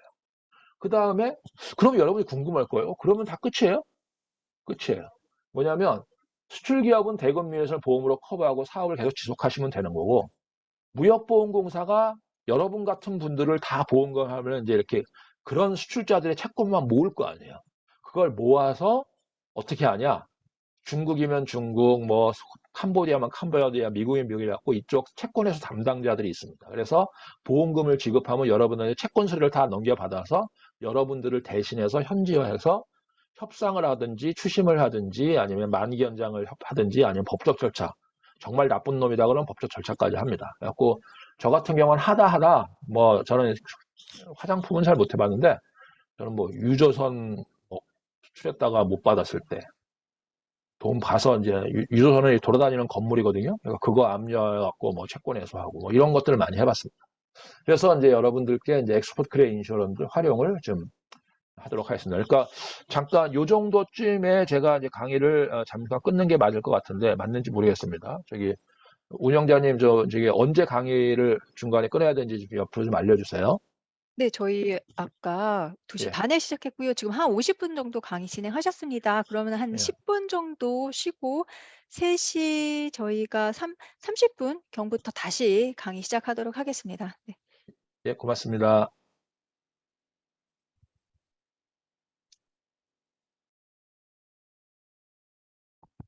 네, 잠시 휴식 시간 가졌고요. 이제 3시 30분 됐습니다. 저희 강의 마저 다시 시작하도록 하겠습니다.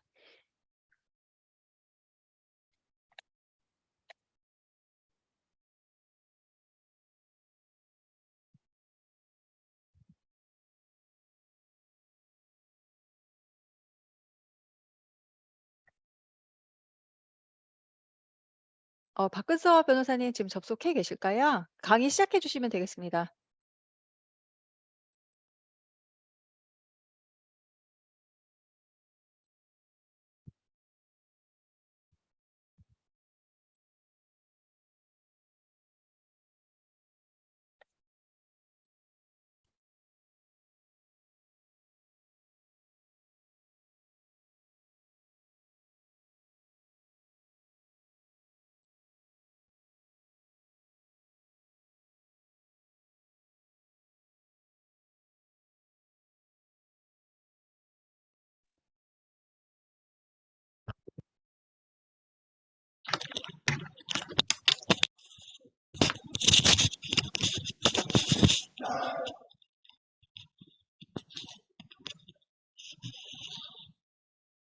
네, 변호사님, 예, 예, 예, 화장품 협회입니다. 예, 강의 시작해 주시면 되겠습니다. 예, 예, 시작하겠습니다. 지금 화장품 수출 계약서 잘 보이죠? 예, 자, 이제 강의 시작하겠습니다.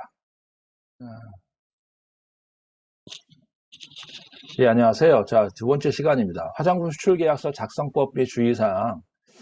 이하 부분은 사실 자습용이라서 노란 부분만 수업에서 간단히 언급하고 지나가도록 하겠습니다.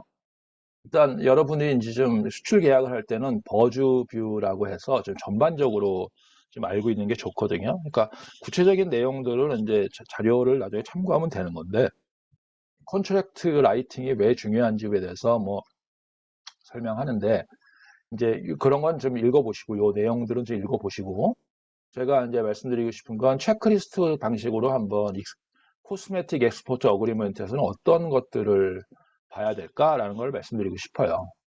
그 다음에 이제 이 중에 이제 아까도 얘기했지만 프로덕트 디스크립션하고 스페시피케이션을 여러분들이 잘 작성하셔야 됩니다. 왜냐하면 여기 바로 이 부분이 여러분의 거래에 나중에 이제 그 모든 해결, 이렇게 마치 이렇게 기준이라고 되는 거죠. 이 기준이 되는 거예요. 그 다음에 퀀티티하고 프라이싱을 여러분이 스페시파이 해야 됩니다. 이거는 뭐냐면 이제 수량하고 가격. 그런데 이제 아까 여러분 궁금했을 거예요.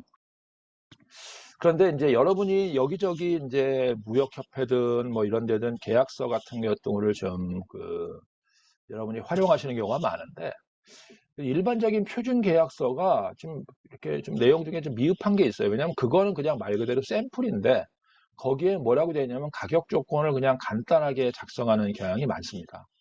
그런데 이게 이제 왜 문제가 되냐면 이 업계마다 다른데 이게 경쟁이 치열하고 가격 변동이나 환율 변동이 심한 시장, 그러니까 특성상 가격 변동 조항 조거가 필요한 거예요.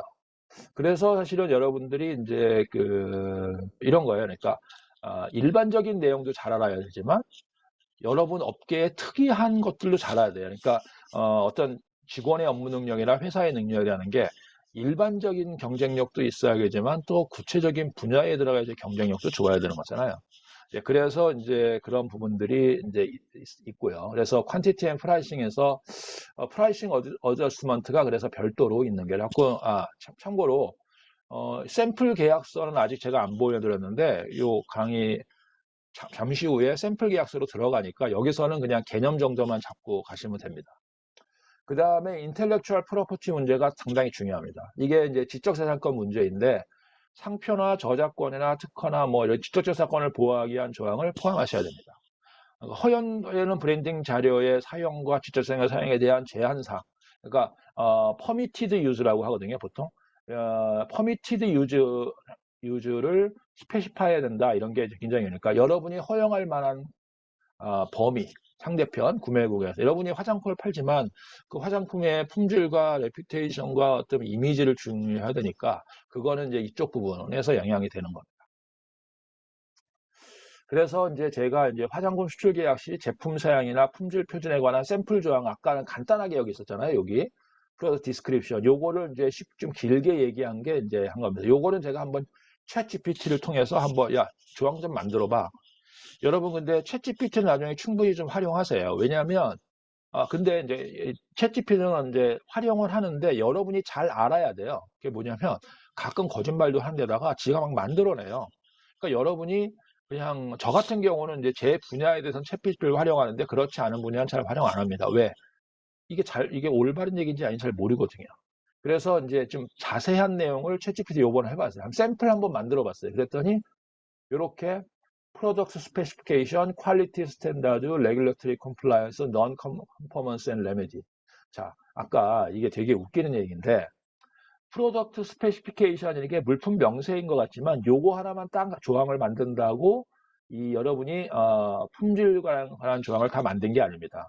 왜냐하면 이거를 만들어서 이 품질이라는 거는 결국은 레귤러터리 컴플라이언스에도 맞아야 되거든요.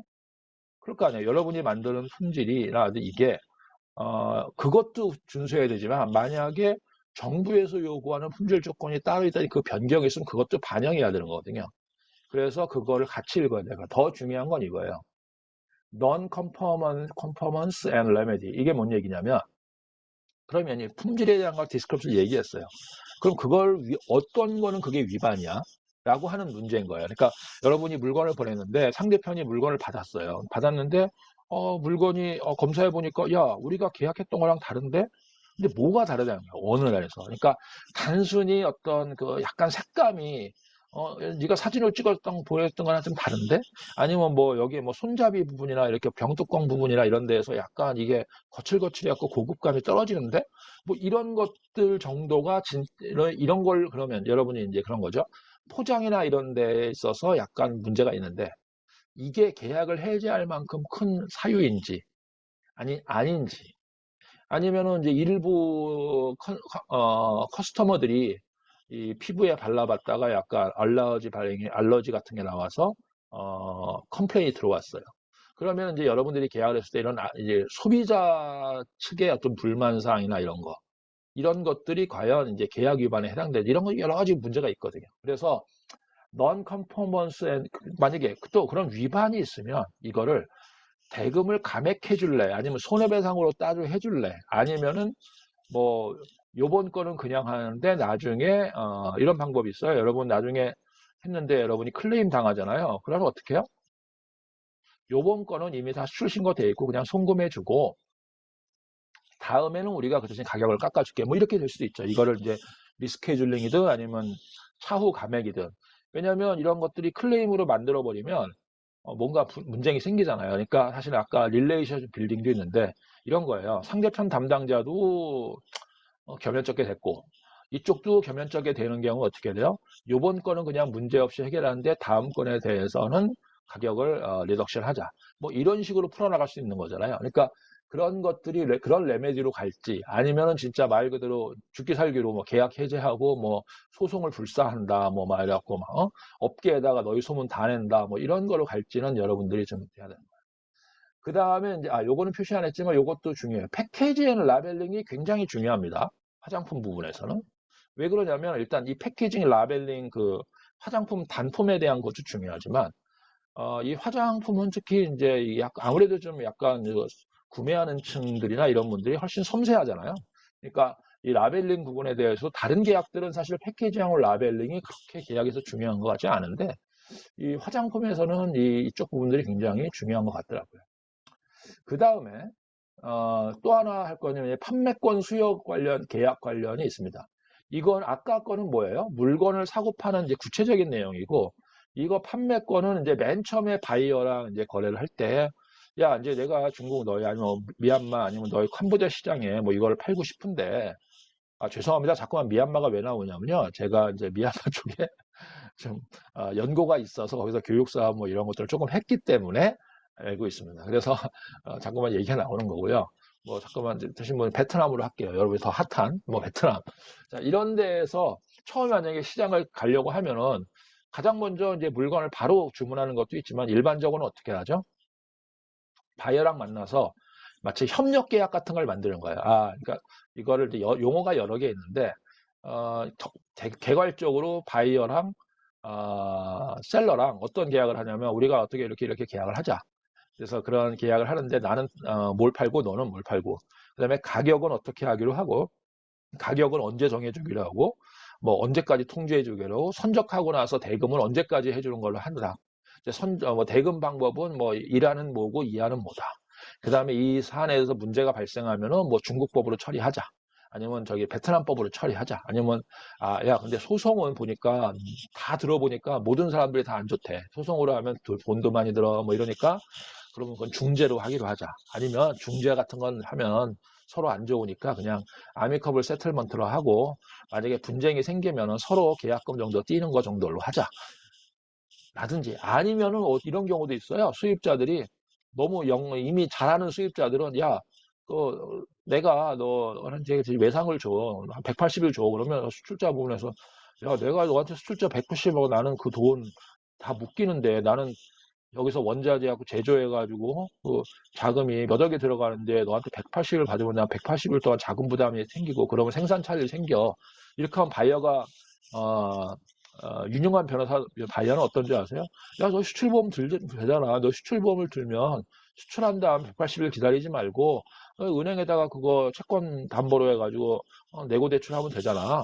내고 매입해갖고 그거 하고 그러면 또 신용 돌리고 그러면 나중에 또 물건 공급해주면 또 우리가 해주고 180일 야 솔직히 우리는 우리가 굉장히 중국에서 유명한 바이어야. 뭐 수출보험 하면 되지. 이런 식으로 나올 수 있어요.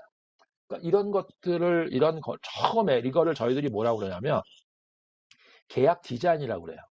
계약을 처음에 이제 어떤 식으로 계약을 풀어나갈까?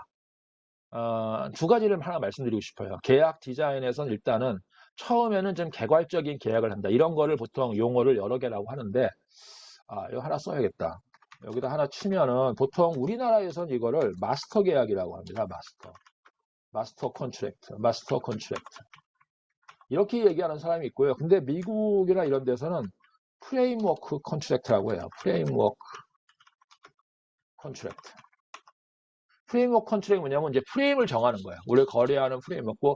이거를 통해서 여기서는 그러니까 이 마스터 컨트랙트나 프레임워크는 여기는 구체적이지는 않습니다. 적이지 않아. 이거는 이제 뭐 단가 뭐 이런 뭐 실제적으로 수량 뭐 이런 것들은 정함이 없. 수량, 단가 뭐 이런 것들은 이런 거는 정함 없어요. 그냥 없이 단지 이제 불가항력 어떻게 할지, 그죠? 아니면은 뭐 지급 조건은 뭐로 할지, 그죠? 뭐 이런 것들을 정하는 게 이제 마스터 컨트랙트고요. 그 다음에 이제 일반 진짜 컨트랙트를 뭐냐면 세일즈 컨트랙트라고요. 아니면은 쉽먼트 컨트랙트라고 하게 돼요. 쉽먼트. 여러분 다 아실 건데 혹시 이 강의를 들으시면서 모르시는 분들도 있을 것 같아서 제가 이렇게 하는 거예요. 여기다 이제 화면을 표시해야 되는 거예요. 이런 거에는 이제 결국은 이거는 뭐예요? 수량, 이게 영문 전환이 안 되지? 수량, 단가 뭐 이런 것들을 구체적으로 정하는 거예요. 하는 계약을 얘기해요. 이런 계약은 사실 여러분이 포멀 계약서 안 하고 그냥 상업송장 등을 활용하기도 하세요. 이런 계약할 때 어떻게 무역보험이나 이런 거 할 때도 상업송장에다가 양쪽에서 모두 사인, 양 당사자 서명 날인 하면은 이것도 하나의 간이 계약서가 되는 거예요. 이것도 유효합니다. 물론 이제 미국 같은 경우는 상업송장 이런 거 하면 계약서를 안 보긴 하는데 뭐 그것도 뭐 그건 그 사람들의 해석이고 뭐입니다. 자, 그래서 이런 것들이 있는데 판매권 수요 계약은 그러니까 아까 이 마스터 컨트랙트랑 프레임워크 컨트랙트 형식의 경우도 있고 아니면은 뭐 별도로 체결할 수도 있는데 저로서는 그냥 마스터 컨트랙트나 프레임워크 컨트랙트로 판매권 수요 계약을 하는 것도 괜찮다고 봐요. 그래서 이거에 대해서는 이제 수출 계약과 판매권 계약을 사용하게 되면 이거를 수출과 판매권 부여를 각각 계약으로 체결하는 경우도 있고 수출 계약을 판매권 계약에 포함시키거나 아니면 판매권 계약에 수출 계약을 포함시키거나 하는데 여기서 이제 문제는 주의할 점은 뭐예요? 이게 중요해요. 전체적인 내용의 통일성이 있어야 되고 이게 서로 모순된 내용이 없도록 유의할 게 되게 중요한 겁니다. 이게 이제 여러분들이 잘 쓰는 계약이 이런 거예요. 그래서 계약에 포함되어서는 제가 이제 자료에다 이렇게 넣어놨고요. 이거는 한번 읽어보시고 여기서 이제 들어가는 게 판매권 같은 경우는 이런 게 중요한 게 들어가요. 듀레이션. 그죠? 그 다음에 이제 마케팅, 어드버타이징 같은 게 되게 들어가고요. 또 터미네이션이 보통 일반적으로 들어가죠. 왜냐하면 여러분이 판매권을 주면은 그 기간이 있어야잖아요. 보통 1년, 2년, 3년 이렇게 하잖아요. 한번 1년 해보고 괜찮으면 2년 뭐 그렇게 하시죠. 그렇게 하는 계약을 하겠습니다. 그 다음에 또 한 가지 말씀을 드리겠는데 제가 이거는 최근에 이제 이거는 수입자 입장에서 실제로 저 아는 사람인데 제가 아는 친구가 한국에서 이제 수입을 했습니다. 화장품을. 근데 이 친구는 이제 미얀마 사람이라서 수입을 한 게 아니고 한국에 들어와서 여기서 구매를 해서 여기서 물류회사를 통해서 그러니까 여러분이 직접 수출하신 게 아니고 그냥 바이어가 한국에 들어와서 한국에서 물건을 사서 바이어 책임으로 외국으로 미얀마로 보낸 거예요. 왜냐하면 그게 또 가능해요. 왜냐하면 미얀마 같은 경우 지금 정상적인 통관이 어려운 경우가 많거든요. 그러니까 아예 수출 기업이 아예 그냥 미얀마 쪽으로 가는 물건은 야 그거 뭐 복잡하기도 하고 그냥 그 사람 위험해서 내가 되겠냐? 그리고 또 뭐 환율 어떻게 할 건데 그래서 이제 원화로 이렇게 하는 경우가 있어요. 그런데 문제는 이 사람들이 계약을 하면서 이 판매권 수요 계약을 이건 사례예요. 사례를 간단히 말씀드릴게요. 판매권 수요 계약을 어떻게 했냐면 프랜차이징 계약으로 했어요. 그러니까 왜 그렇게 했는지 어서 이상한 계약서를 가져와 가지고 좀 말이 안 되는 계약을 했는데 판매권 계약을 안 하고 디스트리뷰터십 컨트랙트를 안 하고 프랜차이즈 어그리먼트를 했어요. 그래갖고 이런 거예요. 이제 프랜차이즈 어그리먼트를 하고 너는 이 프랜차이즈 어그리먼트에서 우리한테 물건을 주문해야 된다. 말은 돼. 근데 문제는 여러분 프랜차이즈 어그리면 함부로 쓰면 안 돼요. 왜냐면 프랜차이즈는요, 우리나라 프랜차이즈 협회라는 데가 있어요. 그래서 여러분이 프랜차이즈를 하려고 그러면 이거 가맹주를 보호해야 되거든요. 가맹자와 가맹주가 있을 거 아니에요.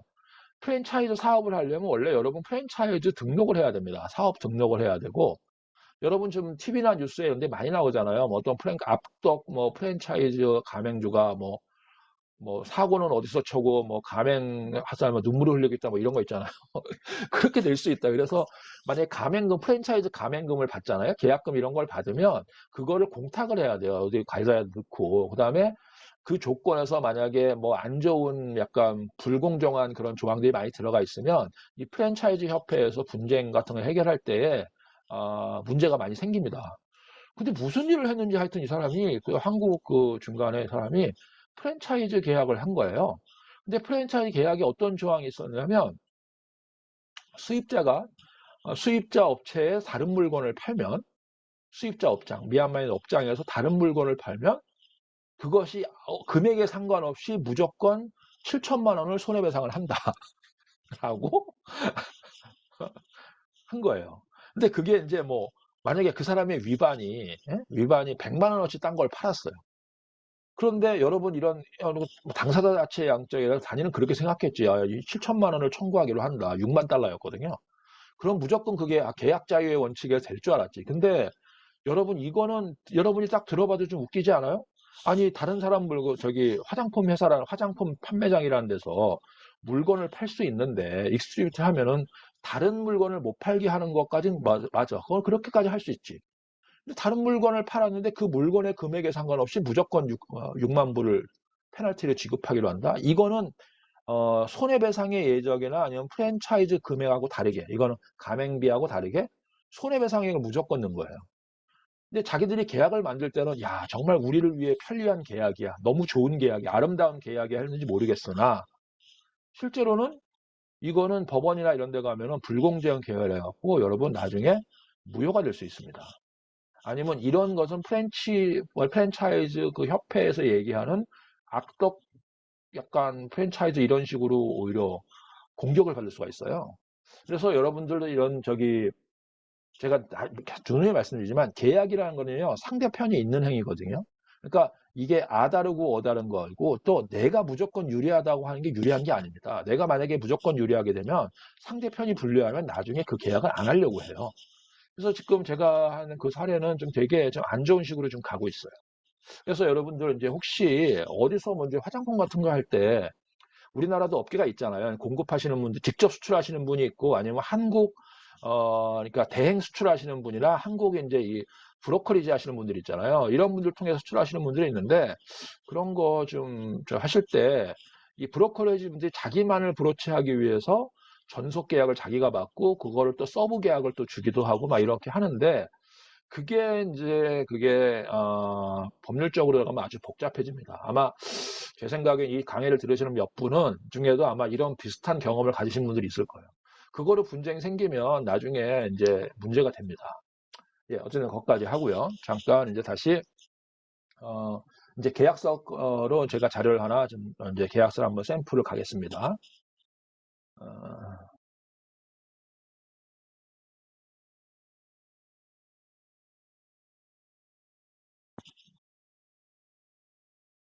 자, 잘 들어갔죠?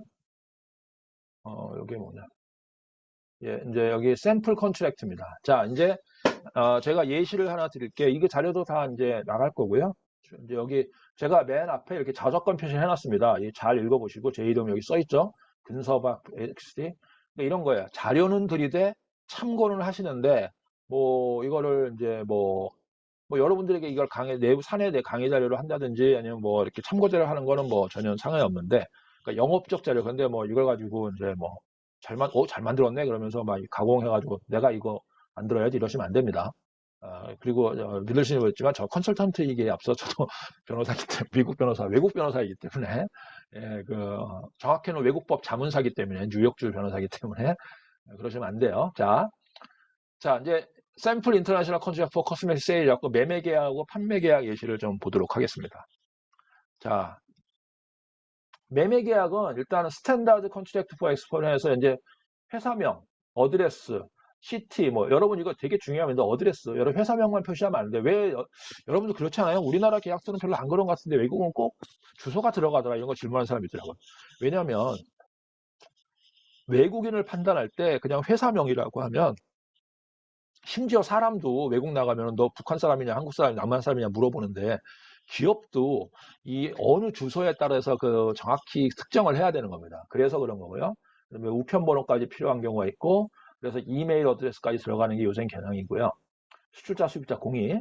그다음에 이제 순서는 보통 계약서는 이렇게 들어갑니다. 프로덕트 디스크립션이 들어가고, 근데 제가 여기에 이제 중요한 것들은 여기 요 자료의 적점이 뭐냐면 샘플 조항을 하나 만들었어요.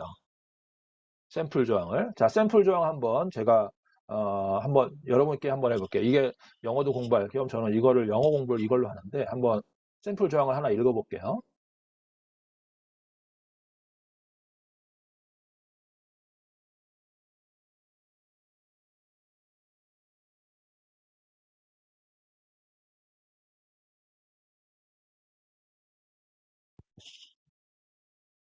예, 예. 이거 잠깐 이 소리 잘 들렸나요?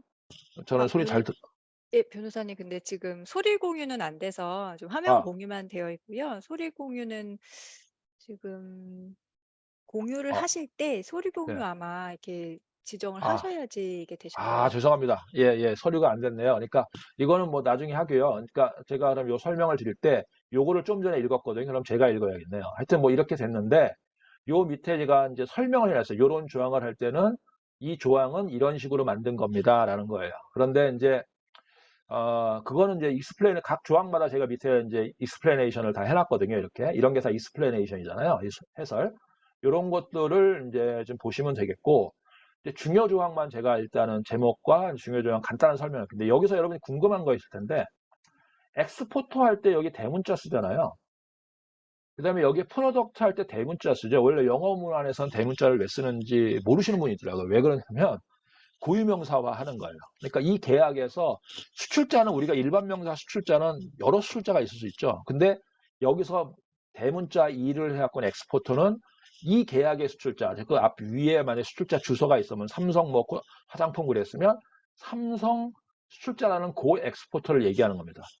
프로덕트도 뒤에서 프로덕트라고 말을 할 때는 그냥 물품 이런 거 상품 얘기하는 게 아니라 이 계약에서 얘기하는 프로덕트를 얘기해요. 이거 이해했죠? 뭐 다 아실 텐데 혹시 해서 이런 거 그냥 관행적으로 왜 쓰느냐는 거 하고, 그 다음에 이제 퀀티티 앤 프라이스 보셔야 되고, 그 다음에 페이먼트 텀 보셔야 되고.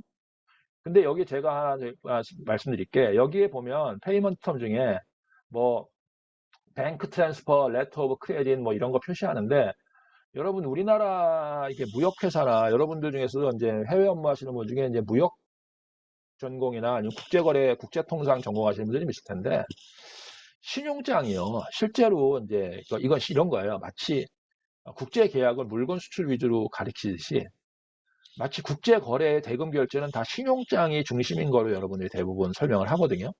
그런데 실제로 레터 오브 크레딧은 요새는 약간 멸종되고 정도로 안 쓰고 있습니다. 왜냐하면 이제는 뭐 알리페이나 알리 익스프레스나 뭐 이런 것들도 많이 하고, 그러니까 옛날에는 송금이라고 하는 전신 송금이 되게 어려웠는데 요새는 전자 송금이 되게 편하거든요. 그래서 요새는 신용장을 그렇게 많이 사용 안 합니다. 그래갖고 또 하나의 문제 안 쓰는 이유가 뭐냐면 신용장 거래는 수출자에게 유리하지만 수입자에게 불리하다는 게 일반적입니다. 왜냐하면 신용장은 수입자가 자기 돈 내고 자기 은행에서 돈 내고 신용장을 발행해서 수출자에게 보내줘야 되거든요. 그러니까 비용이 많이 들어요.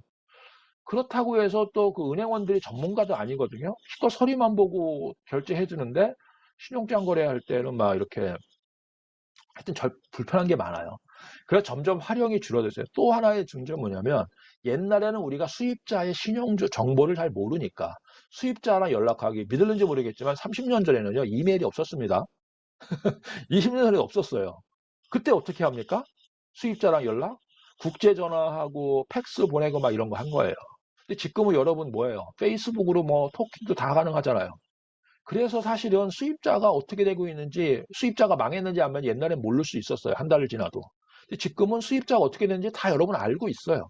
그래서 굳이 믿을 수 있는 뭐 은행이 중간에 껴서 뭐 해주는 이거는 이제 은행 사람들 얘기고 실제로는 신용장이라는 게 그렇게 뭐 효용이 많지도 않습니다. 그래서 저는 여기서 한번 자, 1분이 아니라 일부 선금, 중도금, 그 다음에 잔금 이런 식으로 나누어 분할 결제하는 것이 굉장히 권장되고 저는 여러분께 권장하고 있어요.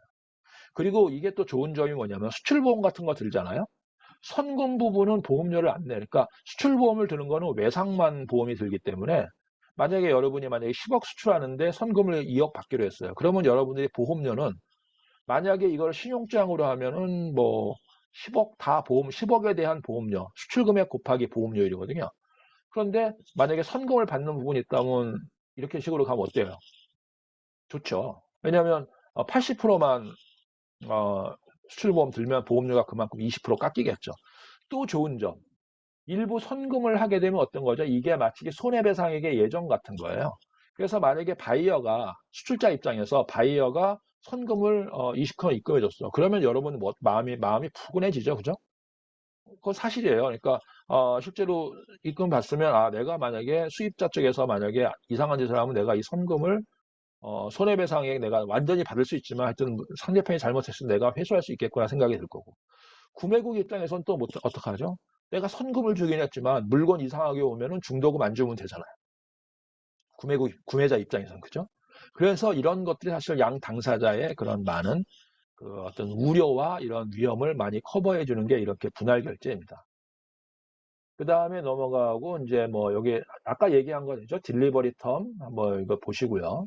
그 다음에 패키징 앤 라벨링 뭐 이런 거 중요합니다. 그 다음에 인터렉츄얼 프로퍼티 조항은 좀 여러분 조항을 좀 보실 필요가 있어요. 자, 이건 뭐냐면 여기 뭐 이건 제가 이제 번역을 한 거거든요. 수출자는 제품과 관련된 상표 특허 또는 저작권을 사용하는 데 필요한 권리 또는 라이센스를 보유하고 있음을 진술하고 보장합니다. 이런 거예요.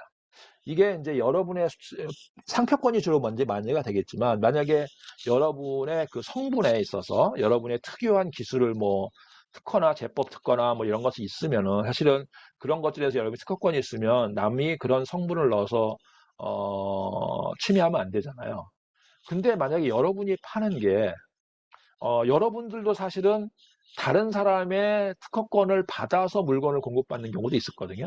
그러니까 여러분이 만약에 한국에 있는 어느 훌륭한 업체들이 있는데 여기 이제 제조업체만 오신 건 아닐 거 아니에요. 무역하시는 분들도 오셨을 거 아니에요. 그죠? 무역하시는 분들도 왔나요? 여기 한번 여기 채팅에다도 한번 써주세요. 본인이 그러니까 매뉴팩처, 그러니까 제조업체가 아니고 그냥 한국에서 사서 수출하시는 분 이런 분들도 보면은 계약을 할 때 이런 문제는 특히 문제가 돼요. 그러신 분은 한번 여기 채팅창에다가 좀 넣어주시면 좋겠습니다. 뭐냐면 그런 경우에는 저도 사실은 그 특허권을 잘 모르거든요. 근데 그 특허권은 사실은 이 매뉴팩처러 쪽에 있는 거고요. 그런데 그 매뉴팩처러에 있는 것들을 제가 팔면서 만약에 상대국에 판다. 그러면 이제 이게 백투백으로 서로 연결되는데 이 조항은 무슨 얘기냐면 수출자가 이런 특허권, 상표권을 내가 사용할 수 있는 거를 사용하는 데 필요한 권리가 내가 특허권자인 경우도 있지만 아니면 그거를 사용한 사람도 있을 거 아니에요. 그런 경우는 그걸 보유하고 있음을 진술하고 보장한다는 표현인데 이 표현을 내가 이제 중심으로 설명을 드리는 거예요. 이거는 무슨 얘기냐면 여기 뭐라고 써 있어요? export, represent and warrant. 이게 무슨 말이냐면 represent라는 건 뭐냐면 대표한다는 뜻도 있지만 리프리젠트는 뭐라요? 내가 정확히 말한다 이런 뜻인 거예요. 내가 약속한다 이런 거예요. 또 하나는 워런트는 뭐예요? 보장한다는 뜻이에요. 그러니까 둘이 같으면 항상 거의 같이 써요. represent and warrant는 뭐냐면 약속한다는 뜻이에요. 확실하게 약속한다는 얘기예요. 그 얘기는 뭐예요? 만약에 그 판 물건에 대해서 그 바이어가 물건을 샀는데 누구한테 소송이 걸린 거, 이거 짝퉁이야. 아니면 뭐 이거 특허권 침해됐어. 누가 그 나라에서 싸움 붙잖아요. 누구한테 누가 책임을 져야 되는 거예요? 이 공급하신 수출 기업이 지신다는 얘기입니다. 그러니까 exporter represent warrant that it has necessary right or license to use any trademark or patent or copyright associated with this. 이런 말을 하는데 되게 어려운 거예요. 이거 좀 이해되시는지 모르겠는데, 그래갖고 이런 것들에 대해서 그러니까 만약에 이거를 위반하잖아요. 그러면 수출자는 위반해서 특허권 침해 소송이나 이런 게 걸리면 수출자는 손해배상 책임 등을 부담할 수 있는 문제가 있습니다. 그 다음에 이제 넘어가서요. 그 다음에 confidentiality는 뭐 좀 아실 거고, 가버닝 로우 앤 주리스딕션 이런 것들도 많이 나오는 얘기예요. 가버닝 로우. 이거는 한번 제가 설명을 드릴게요. 여기다가 자꾸만 with the law of Korea 이런 거 자꾸만 쓰지 마시라고요. 여기다가. 예?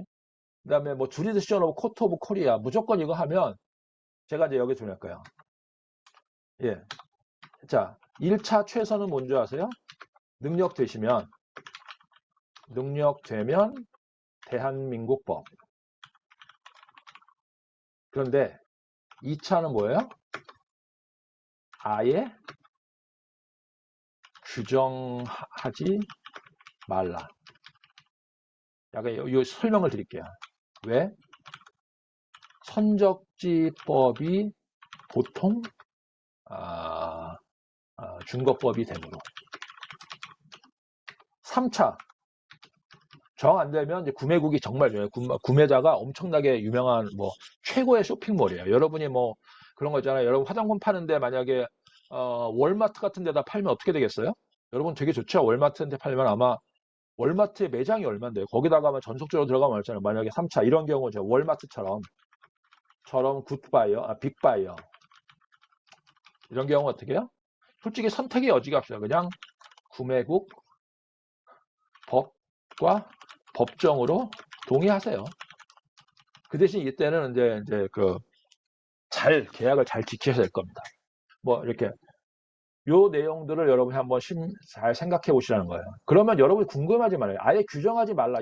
이게 변호사로 할 얘기예요? 아니 가버닝로 이거 필수인데 이게 내가 어디 가서 국제거래법 들었더니 가장 먼저 가르치는 게 가버닝로하고 준거법하고 관할인데 준거법 관할 이거를 하지 말라니 이게 뭐 이상하지 않습니까?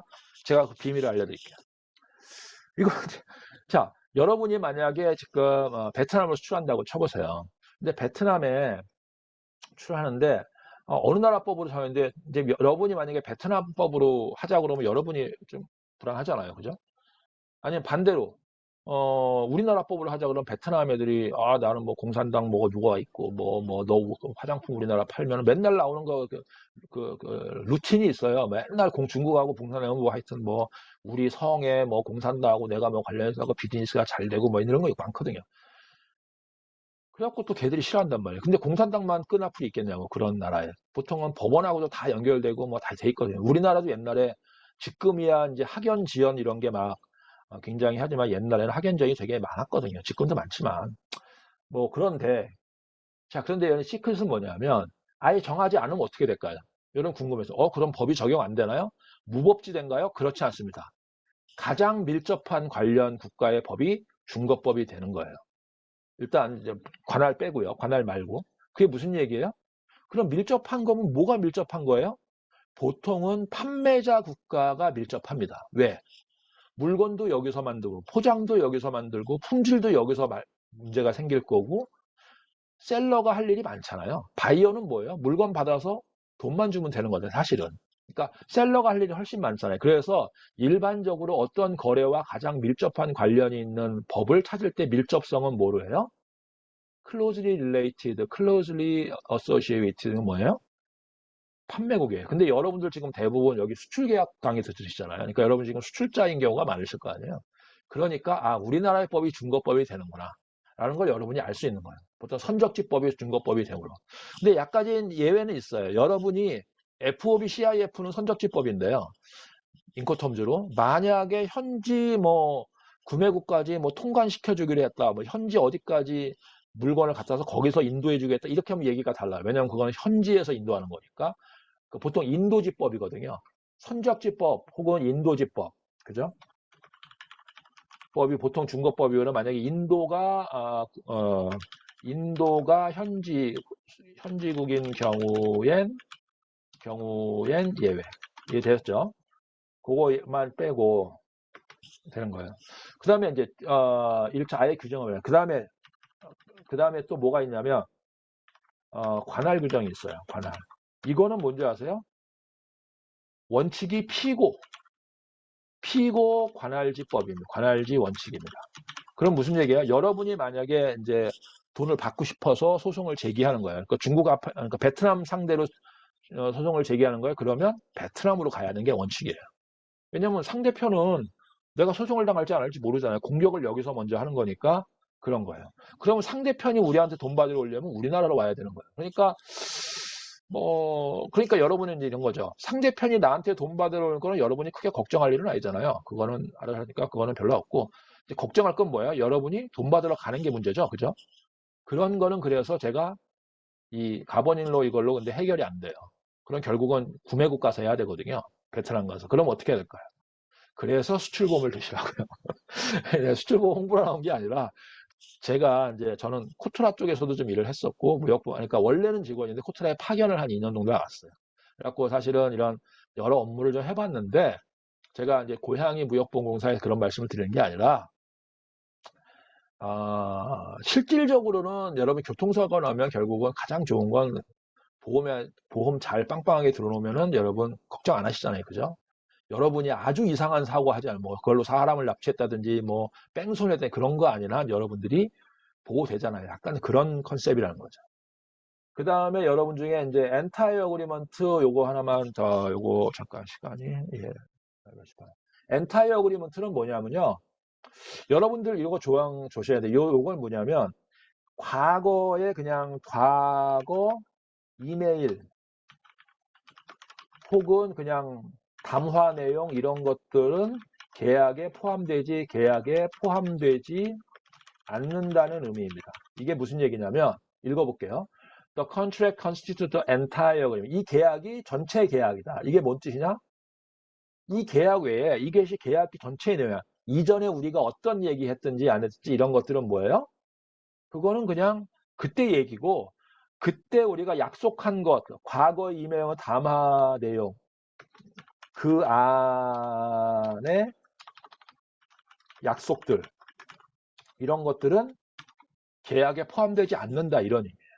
그러니까 this contract constitutes the entire agreement between the parties concerning the export of cosmetic blah blah blah supersede all prior negotiation, understanding or agreement whether와 oral와 written 구두리 얘기했던 서면으로 얘기했던 이메일은 서면입니다. 이런 것들은 포함이 안 된다는 얘기입니다. 그 다음에 이제 마지막 조항으로 아까 우리 사례, 중국 사례 있었죠. 그거를 한번 제가 설명을 드릴게요. 자, 프라이스 어드저스트먼트 이런 거예요. In the event that은 if예요. In the event that there is a significant increase in cost of raw material used in the manufacturing of blah blah blah, the seller may request a price adjustment. 이해되시죠? 이걸 리퀘스트 할 수 있는 거예요. 그 다음에 government regulation 변경의 경우도 마찬가지로 if there are change in applicable law, regulation or tax 이런 거 중요해요. tax imposed by government. 여러분 구매국에서 텍스가 만약에 증가되면 아니 관세가 증가되면 가격이 어떻게 되겠습니까? 당연히 변동이 생기죠. 올라가겠죠. 그러면 여러분 어떻게 해야 돼요? 그거 반영을 해야 되잖아요. 근데 가격은 정해져 있고 텍스가 올라 버렸어요. 아니면 가격은 정해져 가버먼트 레귤레이션에서 검사 비용이 올라 버렸어요. 그럼 여러분의 비용이 늘어나는 거 그만큼 이윤이 줄어드는 거죠. 이런 경우에는 the seller may request a price adjustment 이런 거죠. 그다음에 shall provide supporting document 좀 하는 거예요. 그다음에 currency fluctuation 마찬가지입니다.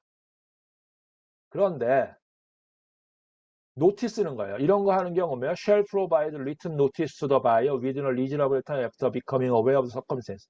이것도 중요해요. 왜 이런 정이 됐냐면 여러분 이런 변경사항이 있으면 빨리 얘기를 해줘야겠죠.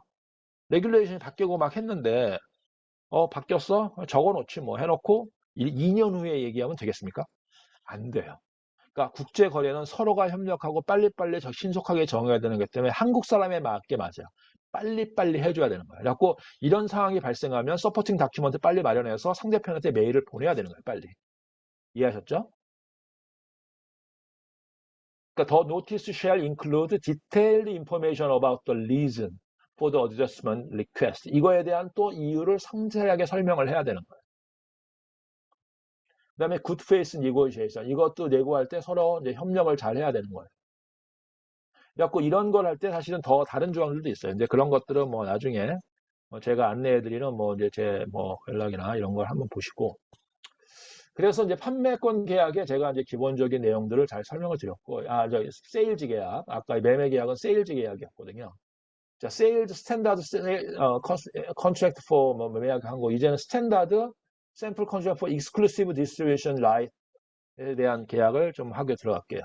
이것도 비슷합니다. 뭐 당사자 정하고 히어리부터 그다음에 여러분들 요게 이제 요거는 이제 중요한 건 아닌데 그냥 강조. 여러분들 계약서 같은 거 보면 웨어레즈 뭐 이런 게 있어요. 이게 옛날 형식이에요. 이런 거 그냥 무시하셔도 됩니다. 이 웨어레즈는 뭐뭐 하는 바 이런 뜻이에요. 그러니까 뭐 서플라이어는 뭐 이런 거 물건 팔고 있고 그래서 물건을 팔고 싶다고 수출하고 싶다.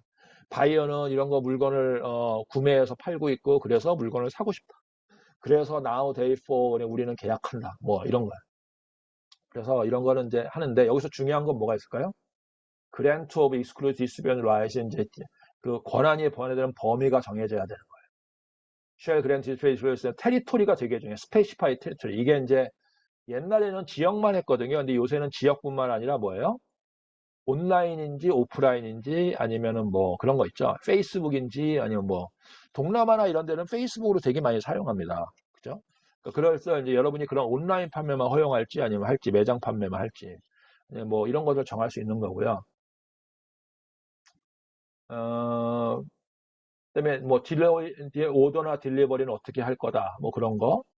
그 다음에 마케팅을 어떻게 할 거다. 이제 마케팅 프로모셔널 액티비티 같은 경우 여러분 디파인을 잘해야 돼요. 여러분 화장품 보니까 이제 제가 하는 분쟁 중에 뭐냐면 바이어 쪽에다가 이제 프로모셔널 액티비티 중으로 해갖고 샘플을 많이 보내줬는데 그 샘플에 맞지 않게 판다든지 아니면 샘플을 생각보다 많이 판 경우가 있더라고요. 여러분 디스트리뷰터 중에 옛날에 어느 유명한 전자회사가 같은 제품은 아닌데 핸드폰을 어디로 수출을 많이 했거든요. 근데 이 녀석들이 디스트리뷰터들이 어떻게 했는지 아세요? 그 샘플로 보내준 게 아닌데 물건을 만약에 5천 개를 보내줬는데 샘플은 50개 하라고 그랬는데 얘들이 그냥 아랍 애들인가 아프리카 애들인가 500개 막 1000개 이런 거를 샘플로 뿌려버린 거예요. 그리고 돈을 그렇게 하니까 갑자기 매출이 많이 늘어날 거 아니에요. 그 매출이 늘어난 걸 가지고 그 실적 가지고 수출자한테 얘기해가지고 주문을 더 많이 하고 막 돌린 거 아니까 어찌 보면은 근데 폰지 사기처럼 폭탄을 던진 거예요. 그래갖고 나중에 얘들이 이제 그렇게 물건 많이 팔아갖고 엄청 현금을 땡긴 다음에 나중에 정산하자 들어갔더니 어떻게 해요? 샘플로 준 물건들을 아니었는데 그 대금이 안 들어오는 거야. 그래갖고 그 구매자한테 그 디스트리뷰한테 가갖고 야 했더니 얘는 파산해버렸어. 그럼 어떻게 해? 이제 물건을 내가 누가 넘긴 놈한테 찾아가서 이제 물건을 받아야 될 거 아니야. 대금 채권을 회수라 했더니 바이어들은 나 샘플로 다 받은 건데 나 저기 바이어한테 그 걔한테 그 디스트리뷰한테 내가 돈 줄 거 없는데 뭐 이런 식으로 나와버린 거예요. 여러분 이런 거 조심하셔야 됩니다. 이게 화장품에서도 충분히 가능할 거예요. 그래서 프로모셔널 여러분 이제 왜 그렇게 해? 그거는 이제 아시아적 가치고 여러분 저기 중동이나 예? 뭐 저기 가까운 지금 요새 중국 애들 많이 죄송합니다. 중국 사람들 많이 뭐 했대지만 사실 뭐 중국이 저렇게 문명화되고 뭐 자기가 세계고 얼마 안 됐어요. 옛날에는 물건 한참 팔더니 나중에 뭐라고 했는지 아십니까? 자기가 물건을 팔았는데 이윤이 안 나왔대. 그래갖고 너한테 돈을 줄 수가 없대. 그런 게 옛날에 있거든요. 그게 이제 그런 멘탈리티가 황당하잖아요. 그러니까 아니 내가 물건을 줬는데 너한테 물건 받았어. 근데 내가 팔았는데 돈을 이익이 안 나와서 이래서 널 돈 줄 수는 없어. 난 지금 가난해. 이런 식이에요. 너는 부자니까 돈 줘. 막 이런 식의 황당한 그런 레터를 받은 적이 있거든요. 제가. 그래서 이제 좀 조심하셔야 됩니다. 그 다음에 인텔렉츄얼 프로퍼티는 아까 세일즈 컨트랙트랑 비슷하고요. 이거는 항상 always important 합니다. 그 다음에 프라이싱 페이먼트, 그 다음에 쭉 나가서 terms and termination. 자, 이거 terms and termination이 중요해요. 왜?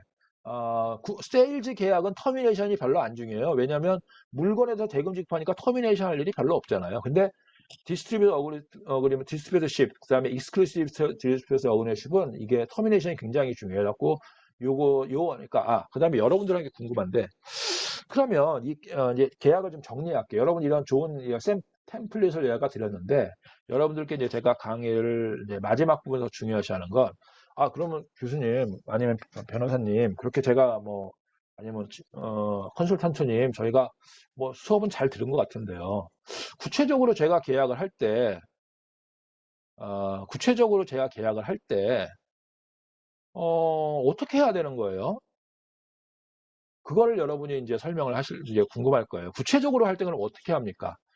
아까 맨 앞에 설명드린 그게 맞습니다. 다시 한번 그거 한번 들어갈게요. 제가 자료 공유를 아까 그거로 들어갈게요.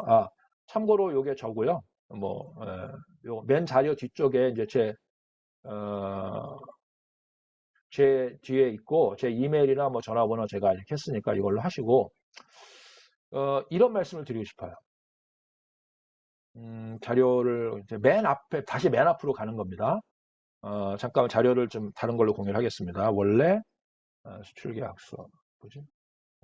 예. 제 눈에서는 이게 잘 안 보여가지고요. 맨 앞에 우리 무슨 내용을 했었냐면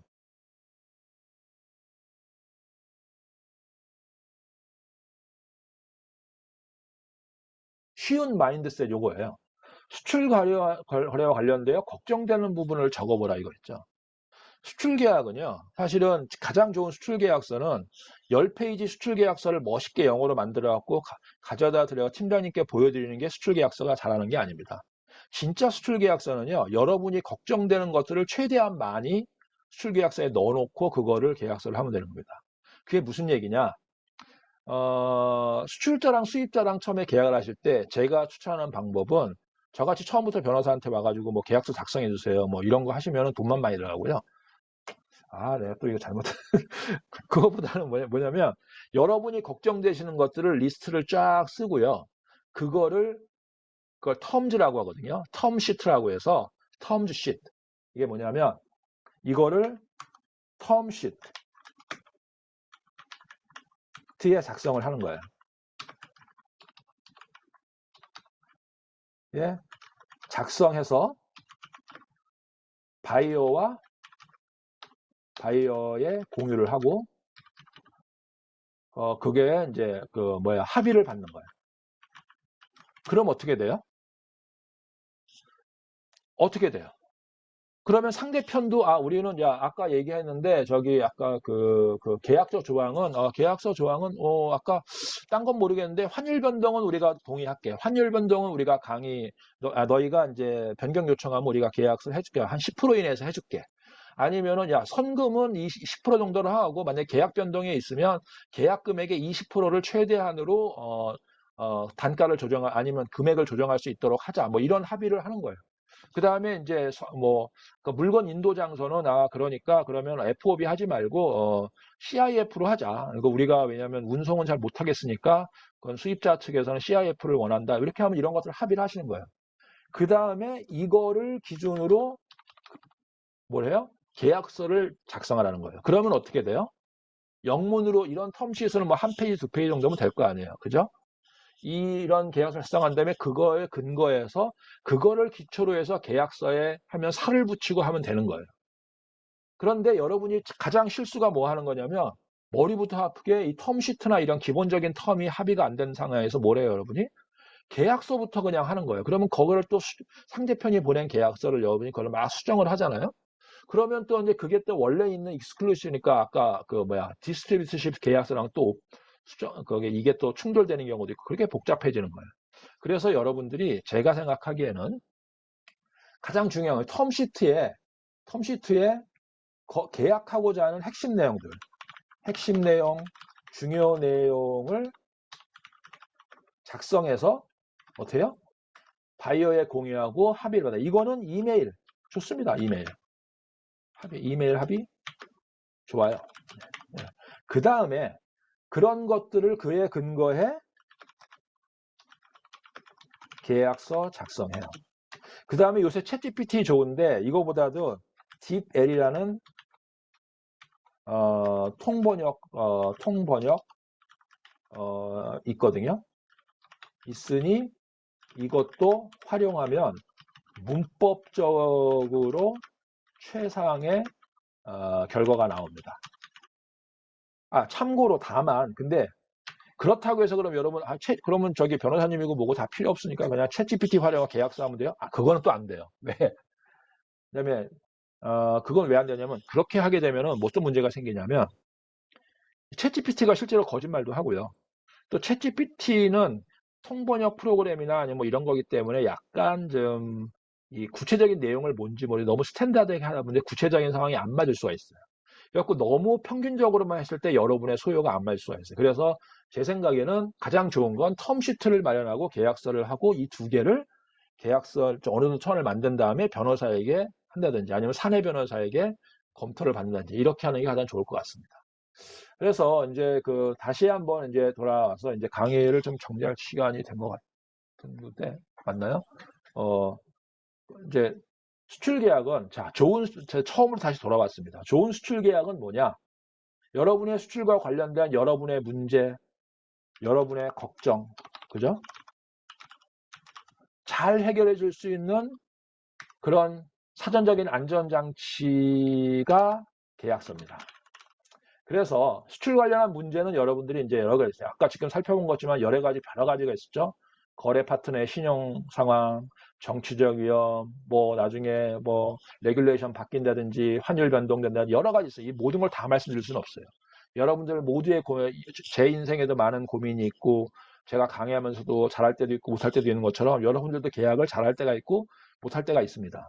그런데 중요한 거는 평균적으로 결국은 잘해야 되는 거고 전체적으로 잘해야 되는 거거든요. 그러려면 이런 정치적 위험성, 법률적 위험성, 환율 위험성, 그다음에 물류 운송 위험성 이런 것들을 감안하면서 좋은 계약서를 만들어야 되는 거고 그런 걸 하려면 여러분들이 쉬운 마이너스 정리, 텀시트나 이런 거에서 계약서를 만들고 그거 할 때 이제 구체적인 내용들은 제가 보내드린 이제 3가지 자료가 있거든요. 파워포인트 자료, 그다음에 계약서 설명 자료, 계약에 대해서 어떻게 이론 자료예요. 지금 제가 보내드린 이거는. 그 다음에 아까 계약서 양식 자료, 그러니까 샘플 자료, 요거를 잘 활용해서 여러분들이 하시면 되겠습니다. 그래서 강의는 여기까지를 하고요. 여러분이 뭐 채팅이나 뭐 이런 거 질문하실 건 질문해 주시고, 뭐 아니면 뭐 구두 질문도 되는지 모르겠습니다. 그러니까, 김경옥 팀장님 좀 한번 말씀해 주시고요. 그러니까, 요것으로 제, 프리젠테이션은 마치도록 하겠습니다.